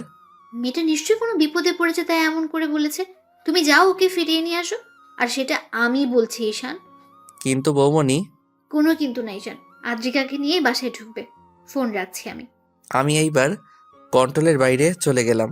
রাগে গাড়ি ঘোরালাম আর গাড়ির স্পিড 85 কিলোমিটার পার আওয়ার করলাম। আমি যেখানে অদ্রিকাকে নামিয়ে দিয়েছিলাম সেখানে অদ্রিকা বসেছিল। ও কোনো ফোন আনেনি যে কাউকে ফোন করবে, আর কাকেই বা করবে ফোন। এসব ভেবে ভেবে অদ্রিকা পাগল হয়ে যাচ্ছে। আচমকাই আমার গাড়ি অদ্রিকার সামনে থামলো। অদ্রিকা আমাকে বলল, আপনি? গাড়িতে বসেন অ্যান্ড ফার্স্ট। আমায় তাড়াতাড়ি বাসায় যেতে হবে। কিন্তু জাস্ট শাট আপ, যা বলেছি করুন। এরপর অদ্রিকা গাড়িতে বসলো। আমি অদ্রিকাকে পেছনে বসতে বললাম। অদ্রিকা চুপচাপ বসে আছে। প্রায় 1.25 ঘন্টা পর আমি বাসায় আসলাম। আমার বাসা দেখে অদ্রিকা অবাক হলো। এত সুন্দর আর এত বড় বাসা? আমি আগে আগে চলে গেলাম আর অদ্রিকা পিছু পিছু আসলো। ভাবি ড্রয়িং রুমে বসে হীরার সাথে খেলছিল, সাথে সিমি ছিল। আমি এসে আগে হিয়াকে কোলে নিয়ে চুমু খেলাম। ভাবি অদ্রিকাকে জিজ্ঞেস করলো, Adrika, am I right? Adrika ভ্যাবাচিকা খেয়ে গেল আমার কথা শুনে। জি, কিন্তু আপনি জানলেন কিভাবে? ঈশান ফোনে বলেছে। ও, আসলে আমি জানতাম না উনি বিবাহিত আর আপনার মতো কিউট একটা ওয়াইফ আছে। ওনার আর এই মায়াপুরীটা আছে। সরি আমার ভুলের জন্য। তুমি কি বললে? ঈশান আমার ভাই হয়, আমার দেবরও। এই মেয়ের মাথায় প্রবলেম আছে বৌমনি, সেইটা তোমায় আগেই বলেছিলাম। তোমার জন্যই এই উটকো ঝামেলাকে আনতে হলো আমার। সরি, আমি বুঝিনি আসলেই। It's okay. তাহলে এই বেবিটা? ঈশানেরই মেয়ে। ও, বাবুর আম্মু কোথায়? আমার এই কথা শুনে ঈশান রেগে গেল আর বলল, গেস্ট হয়ে এসেছেন, সেই মতোই থাকবেন, বেশি কথা একদম বলবেন না। ওর কথা কিছু মনে করো না, ওর জীবনের রঙিন সময় হারিয়ে গেছে একটা আকস্মিক দুর্ঘটনায়। মানে? এরপর তিন্নি ভাবি আমাকে সব বলল। আমি কেঁদে দিলাম, সাথে সিমি আর ভাবি কাছে। এত বড় একটা ঘটনা ঘটে গেছে ওনার সাথে। এই মায়াপুরীটা কিভাবে আছে মায়ের আদর ছাড়া? ঈশানের ভালোবাসায় মেয়েকে চোখের আড়াল করে না ঈশান। হয়তো ঈশান মুখে কিছু বলে না, কিন্তু ওর নিঃশ্বাস আর প্রশ্বাস জুড়েই হিতা আছে। সকালে যখন মামুনিকে আনতে যাই তখন বুঝি কত রাত ঘুমায় না ঈশান, কিন্তু কেউ কিছু বলতে পারি না আমরা। ও কষ্ট পাবে বলে। এখন নিশ্চয়ই ঈশান কাঁদছে। আমি বুঝতে পারিনি। যাও তুমি ফ্রেশ হয়ে আসো। সিমি, ওকে গেস্ট রুমে নিয়ে যাও। আলমারিতে নতুন কাপড় রাখা আছে, যেটা ইচ্ছে পরে নিও। আচ্ছা। অদ্রিকা ফ্রেশ হয়ে ভাবির কাছে যায়। ভাবি লাঞ্চ সার্ভ করছিল। আমি এখনও নিচে নামিনি। হিয়াকে ঘুম পাড়িয়ে দিয়ে নিচে খেতে আসলাম। অদ্রিকা একটু দূরে দাঁড়িয়েছিল। আমার চোখ মুখ ফোলা আর চোখ লাল হয়ে আছে, সেইটা অদ্রিকা আর ভাবি দুইজনই খেয়াল করলো। অদ্রিকা নিজেকে দোষ দিচ্ছে এসবের জন্য। মা, পাপা, ভাইয়া কেউ বাসায় নেই, সবাই রাতে আসবে। আমি খুব দ্রুত কোনো রকম খেয়ে উঠে নিজের ঘরে চলে গেলাম। ভাবিও আর কিছু জিজ্ঞেস করলো না। লাঞ্চ শেষ করে ভাবি আর অদ্রিকা একসাথে বসলো। ভাবি অদ্রিকার প্রবলেম সম্পর্কে জানতে চাইলে অদ্রিকা সব বলল। ঘটনাটা ছিল, অদ্রিকার বাবা মা মারা যাওয়ার আগে অদ্রিতাকে সব সম্পত্তি দিয়ে যান, কিন্তু অদ্রিকার ফুপি সেই সম্পত্তি পাওয়ার জন্য ফালতু একটা বেকার ছেলের সাথে অদ্রিকার বিয়ে দিতে চায়। কিন্তু অদ্রিকা সেখান থেকে পালিয়ে আসে। অদ্রিকা সবেমাত্র পড়াশোনা শেষ করে দেশে ফিরেছে, আর এর মাঝেই সে তার ফুপির আসল রূপ দেখতে পায়। এসব বলতে বলতে অদ্রিকা একটা দীর্ঘ নিঃশ্বাস ফেলল। এর মাঝে অদ্রিকা একবারও আমার বেডরুমে যায়নি। অদ্রিকা আসার পর ভাবি একজন সঙ্গী পেয়েছে, কিন্তু অদ্রিকার নিজেকে ঝামেলা মনে হচ্ছে। হঠাৎ করে অদ্রিকা নিজের অজান্তে আমাকে কষ্ট দিয়ে ফেলল। এসব ভেবে অদ্রিকার মন ভীষণ খারাপ। রাত পর্যন্ত আমি নিচে নামলো না। ভাবিও 3 বার গিয়ে হিয়াকে দেখে এসেছে, কিন্তু অদ্রিকা আসেনি একবারও আমার ঘরে। রাতে সবাই একসাথে ডিনার করলাম। রাতে যখন সবাই খেতে বসলো তখন সবাই ভাবিকে জিজ্ঞেস করছিল, এই মেয়েটা কে? এরপর ভাবি অদ্রিকার সব কথা বলল সবাইকে। আমি চুপচাপ খাচ্ছি, আর হিয়া সিমির কোলে। অদ্রিকাকে দেখে হিয়া অদ্রিকার কোলে আসতে চাইছে। অদ্রিকাও ছটফট করছে হিয়াকে কোলে নেওয়ার জন্য। এরপর অদ্রিকা খাওয়া শেষ না করেই হিয়াকে কোলে নিল। হিয়াকে কোলে নেওয়ার পর হিয়া অদ্রিকার চুল ধরে হেসে দেয়। অদ্রিকা হিয়াকে চুমু দিল। এরপর হিয়াকে কোলে নিয়ে খাওয়া শেষ করলো অদ্রিকা। সবাই হিয়ার দিকে তাকিয়েছিল। কতটা খুশি হয়েছে হিয়া অদ্রিকাকে পেয়ে। আমি খাওয়া শেষ করেই হিয়াকে নিয়ে উপরে চলে গেলাম। হিয়া তখন কেঁদে দিল, কিন্তু আমি হিয়াকে থামাতে থামাতে উপরে উঠে গেলাম। অদ্রিকার মন খারাপ হয়ে গেল আমার এমন ব্যবহারে। অদ্রিকাকে তখন ভাবি বলল, কিছু মনে করো না। না বৌমনি। রাতে আমি গেস্ট রুমে ঘুমিয়ে পড়লাম। খাওয়া দাওয়া শেষ করে ইতিহার বাবা, ইহানের মা, ঈশানের পাপা, ভাবি আর ভাইয়াকে ডাকলো। মেয়েটা তো ভালোই বৌমা। হ্যাঁ মা, অনেক হাসি খুশি একটা মেয়ে। দেখতেও অনেক সুন্দরী, আর হায়ার এডুকেশনও। হ্যাঁ আঙ্কেল, আসলে আপনারা যদি অনুমতি দেন তাহলে আমি একটা কথা বলবো। বলো। আজকে হিয়া আদ্রিকার কোলে অনেক খুশি ছিল। মনে হলো আদ্রিকাকে ও আগে থেকেই চেনে, আর ঈশানের সারাটা জীবন পড়ে আছে। তাই আমি চাইছি যদি আদ্রিকা রাজি থাকে তাহলে ঈশানের সাথে আদ্রিকার বিয়ে দিলে কেমন হয়? বৌমা, আমরাও এই কথাটাই ভাবছিলাম, ছেলেটার কত একা থাকবে, ওর তো একটা চাওয়া পাওয়া আছে, আর ওর মন থেকে ইহিতার স্মৃতি মুছার জন্য একটা ওয়ে দরকার, আর এইটা হচ্ছে অদ্রিকার মতো ভালো আর রুচিশীল একটা মেয়ের সঙ্গ। হ্যাঁ বেয়াই, আপনি ঠিক কথাই বলেছেন। কিন্তু পাপা, ঈশান তো রাজি হবে না, আর ও চাইবে না আবার বিয়ে করতে। জানি আইমান, কিন্তু ওকে তো রাজি করাতে হবে, নয়তো এই ছোট মেয়েটা তো মায়ের আদর থেকে সারা জীবন বঞ্চিত হবে। ঈশানকে বলে দেখবো আমরা কালকে সন্ধ্যায়, বলবো যখন ও বাসায় আসবে। পাপা, আমিও একটু খোঁজ নিই অদ্রিকার, কালকের মধ্যেও খোঁজ নিচ্ছি আমি। সেইটাই ভালো। আমি হিয়াকে ঘুম পাড়িয়ে বারান্দায় দাঁড়িয়ে আছি। আমার কিছুতেই ঘুম আসছে না। এই বারান্দায় দাঁড়িয়ে কত মজা করেছে আমি আর ইহিতা, সেসব ভেবেই কাঁদছি। বারবার মনে হয় এই বুঝি ইহিতা ফিরে আসবে আর বলবে আমি এসে গেছি। তো আর কত কাঁদবে। তার 8 মাসের ছোট্ট মেয়েটা মাত্র 7 দিনে পেয়েছে মায়ের আদর। আরও একটা নির্ঘুম রাতের সমাপ্তি হলো আমার। সকালে রেডি হয়ে টেবিলে আসলাম ব্রেকফাস্ট করার জন্য।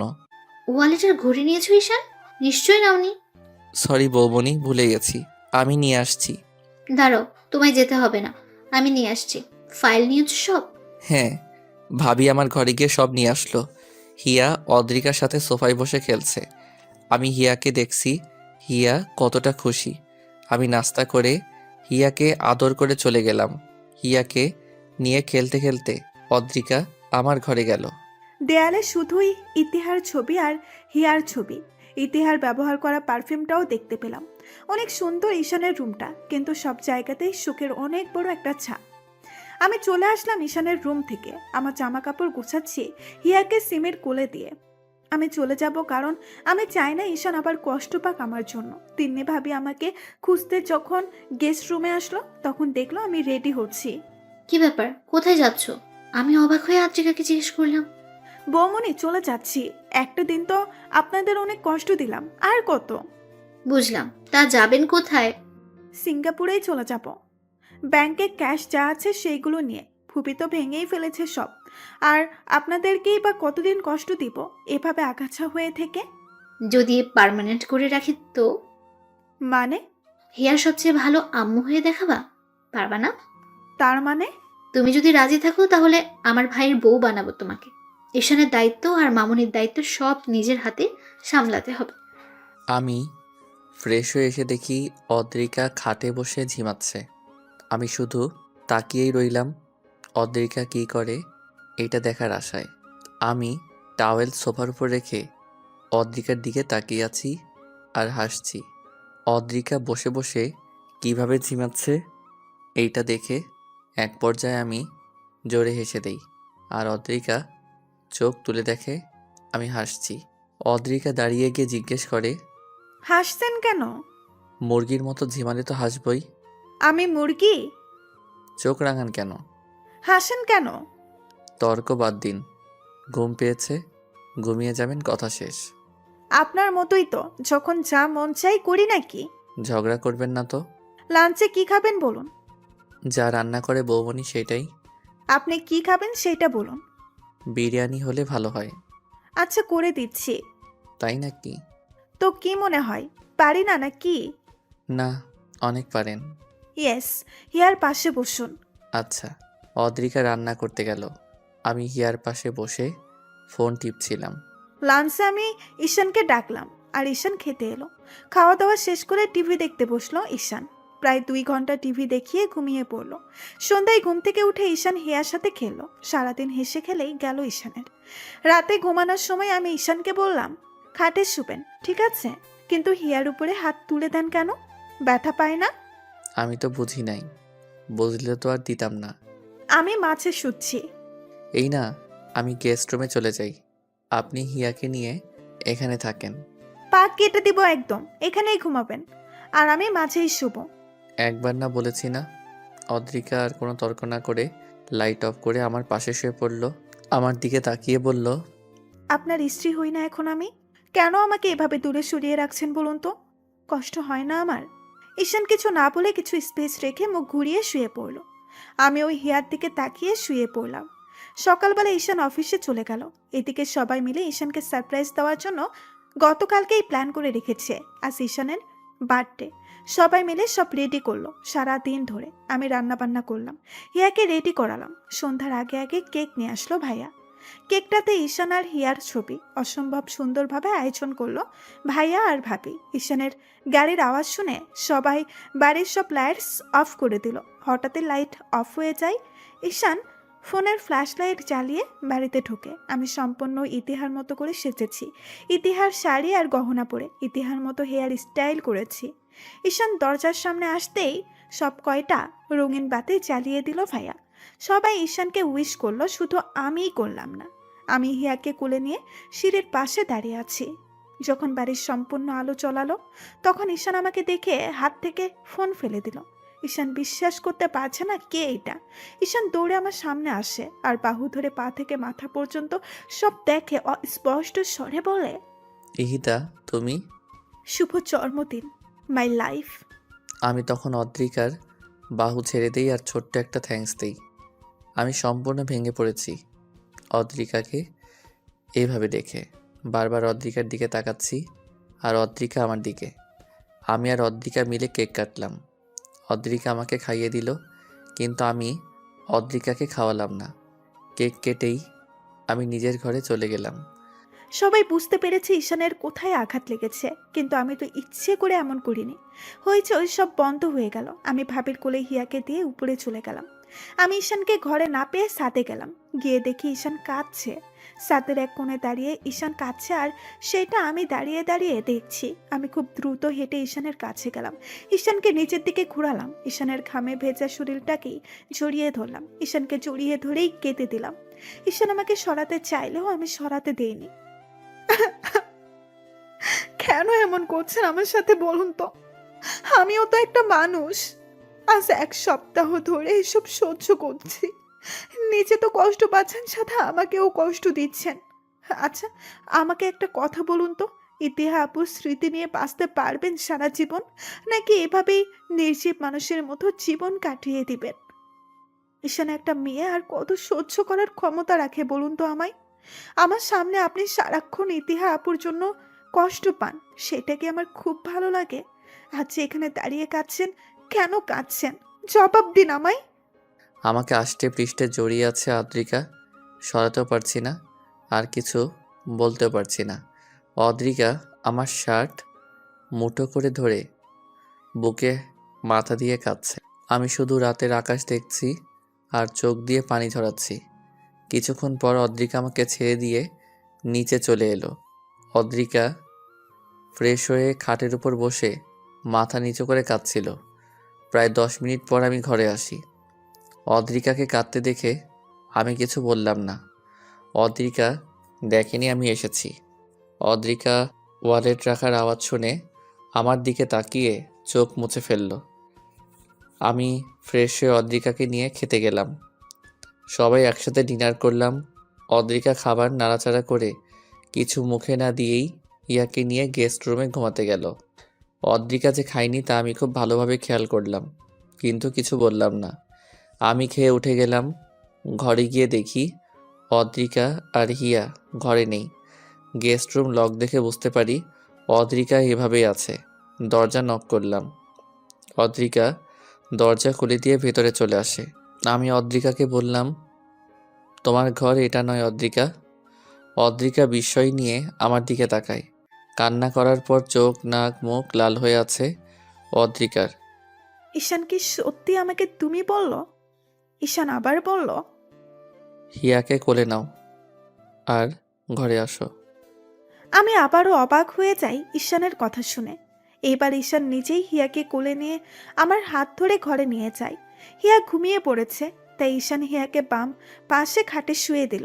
ঈশান দরজা লক করে দিল। আমাকে খাটে বসে থাকতে দেখে ঈশান আমার হাত ধরে আমার কোলে শুয়ে পড়ল। আমি অবাকের উচ্চ সীমানায় পৌঁছে গেছি ঈশানের এমন ব্যবহার দেখে। ঈশান আমার হাতে চুমু দিল। আমি কেঁপে উঠলাম।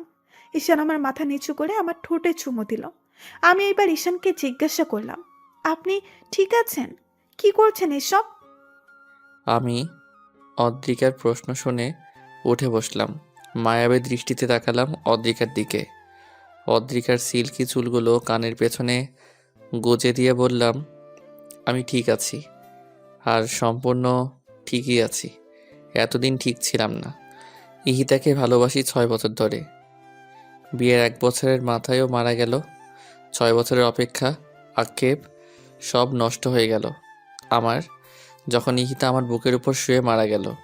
এই 8 মাস প্রতিটা সেকেন্ড ইহিতাকে খুঁজেছি আমি। অনেক ভালোবাসি ওকে আমি। ও আমার মনের জায়গাতেই আছে, যে জায়গায় ওর থাকার কথা। কিন্তু এই সত্যির মাঝেও চরম সত্যি হচ্ছে, তোমায় আমি বিয়ে করেছি। হ্যাঁ, সেইটা নিজের ইচ্ছাই করিনি, সেইটা তুমিও ভালো জানো। কিন্তু আমার ইচ্ছা অনিচ্ছায় তো তোমার জীবনটা এলোমেলো হয়ে যাচ্ছে। ইহিতা আজ নেই, কিন্তু ওর স্মৃতি তো থাকবে আমার কাছে সারা জীবন। তোমায় বিয়ে করেছি কষ্ট দেওয়ার জন্যে নয়, কিন্তু সেই কষ্টটাই তুমি পাচ্ছ। তোমায় কষ্ট দেওয়ার কোনো অধিকার নেই আমার। এতদিন তাহলে কোথায় ছিল আপনার এই কথাগুলো? নাকি এতদিন আমি ছিলাম না? ঈশান জীবন কাউকে দ্বিতীয় সুযোগ দেয় না, কিন্তু আপনাকে দিয়েছে। আমাকে কি আপনার যোগ্য মনে হয় না? নাকি আমি ইতিহা আপুর মতো আপনাকে ভালোবাসতে পারি না? ইহিতার মতো করে ভালোবাসা লাগবে না, তুমি তোমার মতো করেই ভালোবাসো। খাচ্ছেন কেন আপনি? না, এমনি। আমি আপনাকে অনেক কষ্ট দিয়ে ফেললাম, তাই না? না, তুমি আমায় কষ্ট দেওয়ার কে বলো তো? স্রষ্টা চান এমনটাই হোক, তাই হয়েছে। ঈশান, আপনি আপনার মতো থাকুন। আর বিরক্ত করব না আপনাকে। আমি জানি আপনি কতটা ভালোবাসেন ইতিহা আপুকে, যার কারণে এসব আপনি মেনে নিতে পারছেন না। সমস্যা নেই, এভাবেই থাকবো আমি সারা জীবন। শুধু আপনার সাথে থাকতে দিলেই হবে, আর কিচ্ছু লাগবে না। ঘুম পেয়েছে, ঘুমাবো। অদ্রিকা পিছু হাঁটতে নিলে আমি অদ্রিকাকে এক টানে নিজের কাছে নিয়ে আসি। অদ্রিকার মাথা আমার বুকের সাথে বাড়ি খায়, চুলগুলো খুলে গেছে। আমি অদ্রিকাকে বললাম, ইহিত আমার অতীত আর তুমি বর্তমান। মানুষ বর্তমানকে নিয়ে বাঁচতে পারে, অতীতকে নিয়ে নয়। অতীত মানুষকে তিলে তিলে নিঃস্ব করে দেয়। আজ আমার ইহিতা যদি থাকতো তোমার বদলে, তাহলে হয়তো ও বলতো, ঈশান তুমি ঠিক করছো না। তোমার সুখ দেখতে চেয়েছিলাম আমি, চোখের পানি নয়। ইহিতা আর তোমার মধ্যে তফাৎটা কি জানো? ইহিতা ছিল আমার প্রথম প্রেম, আর তুমি প্রথম বন্ধু। মানুষ কখনোই এই দুইটা জিনিস ভুলতে পারে না। তুমি থাকলেও যেমন আমি ইহিতাকে ভুলতে পারবো না, তেমনি তোমায় ছাড়া সামনে চলতে পারবো না। ইহিতাকে ভুলাও আমার পক্ষে সম্ভব নয়, আর তোমাকে কষ্ট দেওয়াও আমার দ্বারা সম্ভব না। হয়তো তুমি আমার হবে বলেই এত আয়োজন। এত পাগল ছিলেন আপনি ইতিহা আপুর জন্য? থাক, সেই সব বাদ দাও। আর কোনোদিন ইহিতার জিনিসপত্র ধরো না। না, ধরবো না। হিয়াকে সবসময় নিজের মেয়ের মতো আদর করো। কখনো ওকে বুঝতে দিও না যে তুমি ওর মা নও। কি বলেন আপনি? আমি হিয়ার মা না তো কে ওর মা? ঘুম পেয়েছে, ঘুমাবো। যান। তুমি? ঘুমাবো না। ঈশান আমাকে বিছানায় এনে মাঝে শোয়ালো আর হিয়াকে দেখলো একটু। এরপর ঈশান আমাকে জড়িয়ে ধরে ঘুমিয়ে পড়লো। ঈশানের দিকে তাকিয়ে আছি আর মনে মনে বলছি, এই ছেলেটাকে আর কোনো দিন কষ্ট দেওয়া যাবে না। জীবনে অনেক কষ্টটাই পেয়েছে ও। আর ইতিহার নাম বলবো না আমি ঈশানের সামনে। এরপর আমিও ঘুমিয়ে পড়লাম। সকালে ঘুম থেকে উঠে দেখি ঈশান আর হিয়া দুজনেই ঘুমাচ্ছে। আমি উঠে যাই, ফ্রেশ হয়ে ঈশানের জন্য খাবার রেডি করলাম। আমি আজ আদ্রিকার মুখে অন্যরকম খুশির ঝলক দেখতে পাচ্ছি। রান্নাঘরে গিয়ে আদ্রিকাকে জিজ্ঞেস করলাম, ব্যাপার কি? লোভ বাইট নাকি অন্য কিছু? কিছুই না বৌমনি। ঈশান কই? ঘুমান। উঠে নেই? না। দেখে দাও, অফিসে যাবে না? কটা বেজে গেছে? হ্যাঁ বৌমনি, যাচ্ছি। তুমি একটু দেখো এগুলো। আমি রান্নাঘর থেকে বেরিয়ে দেখলাম ঈশান নামছে হিয়াকে কোলে নিয়ে। আমি এগিয়ে গিয়ে হিয়াকে কোলে নিলাম। ঈশানকে জিজ্ঞাসা করলাম, অফিসে যাবেন না? না, কেন? পরে বলবো। জুস দিয়ে যাও। দিচ্ছি। শরীর খারাপ না তো আবার? আরে না, হিয়াকে দিয়ে যাও আমার কাছে। অদ্রিকা আমাকে জুস এনে দিল।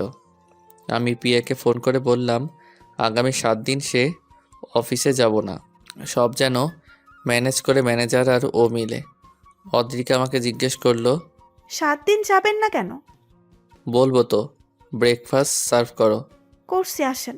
সবাই মিলে একসাথে ব্রেকফাস্ট খেতে বসলাম। ঈশান খাবার মাঝে সবাইকে বলল, আমি আজ রাতের ফ্লাইটে কক্সবাজার যাচ্ছি অদ্রিকা আর হিয়াকে নিয়ে। সবাই অবাক হয়ে গেল, সাথে অদ্রিকাও। আমরাও ভাবছিলাম তোর বাইরে যাওয়া দরকার, দেশের বাইরে যা। না ভাইয়া, হিয়া বড় হলে বাইরে যাওয়ার প্ল্যান করব। অফিসে তাহলে আমি বসছি, তুই ঘুরে আয়। হুম। ঈশান আমাকে নিয়ে ঘুরতে যাবে এই কথা ভেবেই আমি লাফাচ্ছি। ব্রেকফাস্ট টেবিল থেকে হিয়াকে নিয়ে ঘরে গেলাম। ঈশান খাওয়া শেষ করে ঘরে এলো। ঈশানকে দেখে আমি ঈশানের কাছে এগিয়ে যাই হিয়াকে কুলে নিয়ে। ঈশানকে জিজ্ঞাসা করলাম, আমরা কি সত্যি আউটিংয়ে যাচ্ছি? হুম। বিশ্বাস হচ্ছে না। হিয়াকে আমার কাছে দিয়ে তুমি রেডি হও, বিশ্বাস হওয়া লাগবে না। যাবো তো রাতে, এখন কিসের রেডি? কিছু লাগলে বলো, অর্ডার করে দেই। আর কাপড় গোছাতে হবে না? হ্যাঁ, তা তো হবেই। সেগুলোই করো এখন, আমি হিয়াকে দেখছি। আচ্ছা, আমি যাওয়ার জন্য সম্পূর্ণ তৈরি। সন্ধ্যার পর ঈশান আমি হিয়াকে নিয়ে রেডি হয়ে নিচে নামলাম। ঈশান হোয়াইট শার্ট আর ব্ল্যাক জিন্স পরেছে, আমি ব্ল্যাক শাড়ি আর গা ভর্তি গহনা। হিয়াকে আমি টি শার্ট আর শর্ট পরিয়েছি। আমাদের দেখতে ভীষণ সুন্দর লাগছে। সবার কাছ থেকে বিদায় নিয়ে ঈশান এয়ারপোর্টের উদ্দেশ্যে রওনা দিল। ড্রাইভার গাড়ি চালাচ্ছে আর আমরা পেছনে বসে আছি। ঈশানের কোলে হিয়া। ঈশান হিয়ার সাথে কত কথা বলছে, আমি সেই কথাগুলো মনোযোগ দিয়ে শুনছি আর হাসছি। ঈশান আমার দিকে এক নজর তাকিয়ে আবার হিয়ার সাথে মজা করা শুরু করে। 1 ঘন্টা পর ঈশান এয়ারপোর্টে গিয়ে পৌঁছালো আর সব ফর্মালিটি মেনটেন করে প্লেনে উঠলো আমাদের নিয়ে। বিমান ফ্লাই হবার পর বেশিক্ষণ লাগেনি কক্সবাজার পৌঁছাতে। মধ্যরাতে হিয়াকে আর আমাকে নিয়ে ঈশান বুক করা হোটেলে ওঠে। হোটেল রুমে গিয়ে ঈশান হিয়াকে পিছনে শুয়ে দেয়, কারণ হিয়া ঘুমিয়ে গেছে। এরপর ঈশান আর আমি ফ্রেশ হই। ঈশান কফি খাচ্ছিল, তখন আমি ভেজা চুল নিয়ে ঈশানের পাশে দাঁড়ালাম। ঈশান কফির মগটা রেখে আমার সামনে এলো, আমার কাঁধে হাত রেখে বলল, এত রাতে গোসল না করলেও পারতে, ঠান্ডা লেগে যাবে। করে ফেললাম। একা একা কফি খাচ্ছেন কেন? তোমারও আছে, ড্রেসিংয়ের উপরে দেখো। নিয়ে আসছি। আমরা দুইজন মিলে কফি খেলাম আর গল্প করলাম অনেক। ঈশান বেশিরভাগই ইতিহার কথা বলেছে, কিন্তু আমার রাগ হয়নি, বরং আরও জানার আগ্রহ বেড়েছে। প্রায় ভোর, তখন আমি আর ঈশান ঘুমাতে চাই। দুইজন একসাথে শুয়ে পড়লাম। ঈশান আমার হাত ধরে ঘুমিয়ে যায় আর আমি হিয়ার উপরে হাত রেখে শুয়ে পড়ি। সকালে ঘুম থেকে জেগে দেখি অদ্রিকা এখনো ওঠেনি। আমি এক দৃষ্টিতে তাকিয়ে আছি অদ্রিকার দিকে। অদ্রিকা আড়মোড়া ভেঙে জেগে দেখে আমি হাতের উপর মাথা দিয়ে অদ্রিকার দিকে তাকিয়ে আছি। আমি তো খেয়াল করিনি অদ্রিকা জেগে গেছে। অদ্রিকা আমার নাকের মাথা ধরে খুব জোরে একটা টান দেয় আর উঠে যায়। আমি নাক আঙ্গুলে ধরে বসে থাকি। অদ্রিকা ফ্রেশ হয়ে এসে দেখে আমি ওইভাবেই নাক ধরে বসে আছি। অদ্রিকা আমার সামনে যাওয়ার সাথে সাথেই আমি অদ্রিকাকে টান দিয়ে বিছানায় ফেলে দেই আর অদ্রিকার হাত চেপে ধরি। অদ্রিকা হতভম্ব হয়ে যায়। আমি অদ্রিকার নাকের উপর নাক রেখে বললাম, আমার নাক ধরে টান দিয়েছ, এর শাস্তি কি হতে পারে জানো? যাই হোক, আমি নিতে প্রস্তুত। রাতে দিব, এখন নয়। হিয়া উঠে গেছে, চলো বাইরে থেকে ঘুরে আসি। আগে তো আমায় উঠতে দিন, নইলে কিভাবে উঠবো? আচ্ছা উঠো। আমি টি শার্ট আর ট্রাউজার পরে হিয়া আর অদ্রিকাকে নিয়ে বের হই। অদ্রিকা জিন্স টি শার্ট আর লং কোটি পরেছে, চুলগুলো ছাড়া। আমার কোলে হিয়া আর অদ্রিকা আমার হাত জড়িয়ে ধরে আছে। সি বিচে গিয়ে দুইজন মিলে অনেক আনন্দ করলাম। অনেকক্ষণ মজা করে দুইজন হোটেলে ফিরে এলো। ফ্রেশ হয়ে বেলকনিতে দাঁড়িয়ে রইল অদ্রিকা। আমি পিছু গিয়ে অদ্রিকাকে জড়িয়ে ধরলাম। অদ্রিকা কেঁপে উঠল। অদ্রিকা পেছন থেকে ঘুরে তাকালো আমার দিকে। আমার চোখে মুখে স্পষ্ট হয়ে উঠেছে অদ্রিকাকে কাছে পাওয়ার আকুলতা। অদ্রিকা বিছানায় তাকিয়ে দেখছে হিয়া ঘুমিয়ে আছে। অদ্রিকা আমার গলা জড়িয়ে ধরল। আমার নিঃশ্বাস পড়ছে অদ্রিকার চোখে আর মুখে। অদ্রিকা বলল, বাবুর 1 বছর হতে আর বেশি দিন বাকি নেই। আমি চাই হিয়ার জন্মদিন ধুমধাম করে উদযাপন করা হোক, আর ইতিহা আপুর মৃত্যুবার্ষিকী গ্রামে করব, এখানে নয়। আমিও তাই ভাবছিলাম। হিয়ার 1 বছর পূর্ণ হওয়ার দিন থেকে ঠিক 7 দিন পরেই তো ইহিতার মৃত্যুবার্ষিকী। এই জায়গায় কতদিন থাকছি? মাত্রই তো আসলাম, এখনই যাওয়ার চিন্তা করলে কিভাবে হবে? একটা কথা জিজ্ঞেস করি, হুম। আপনি কি শুধু দায় সরাতে আমায় মেনে নিয়েছেন, নাকি ভালোবেসে? ভাবতে হবে। অদ্রিকাকে রাগানোর জন্য এই কথা বললাম। আচ্ছা ভাবুন। ভাবছি আর একটা বিয়ে করি, তাহলে হ্যাট্রিক হয়ে যাবে। আবার এটাও ভাবছি এইবার যাকে বিয়ে করব তার ঘরে একটা ছেলে সহ করব। কি বলো? বিছানায় শুয়ে আমি অদ্রিকার দিকে তাকিয়ে কথাগুলো বললাম। অদ্রিকা আমার কথা শেষ হওয়ার সাথে সাথেই আমার বুকের উপর শুয়ে আমাকে জড়িয়ে ধরলো আর বলল, সেদিন আর ঈশান মির্জা দুনিয়াতেই থাকবে না। তাহলে কোথায় যাবে? আমি অদ্রিকাকে জড়িয়ে ধরলাম। ওপারে আর সাথে অদ্রিকা আর হিয়া। থাপ্পড় মারবো আবার এই কথা বললে। প্রথম ভালোবাসা ধরে রাখতে পারিনি, বাঁধন ছিঁড়ে বেরিয়ে গেছে।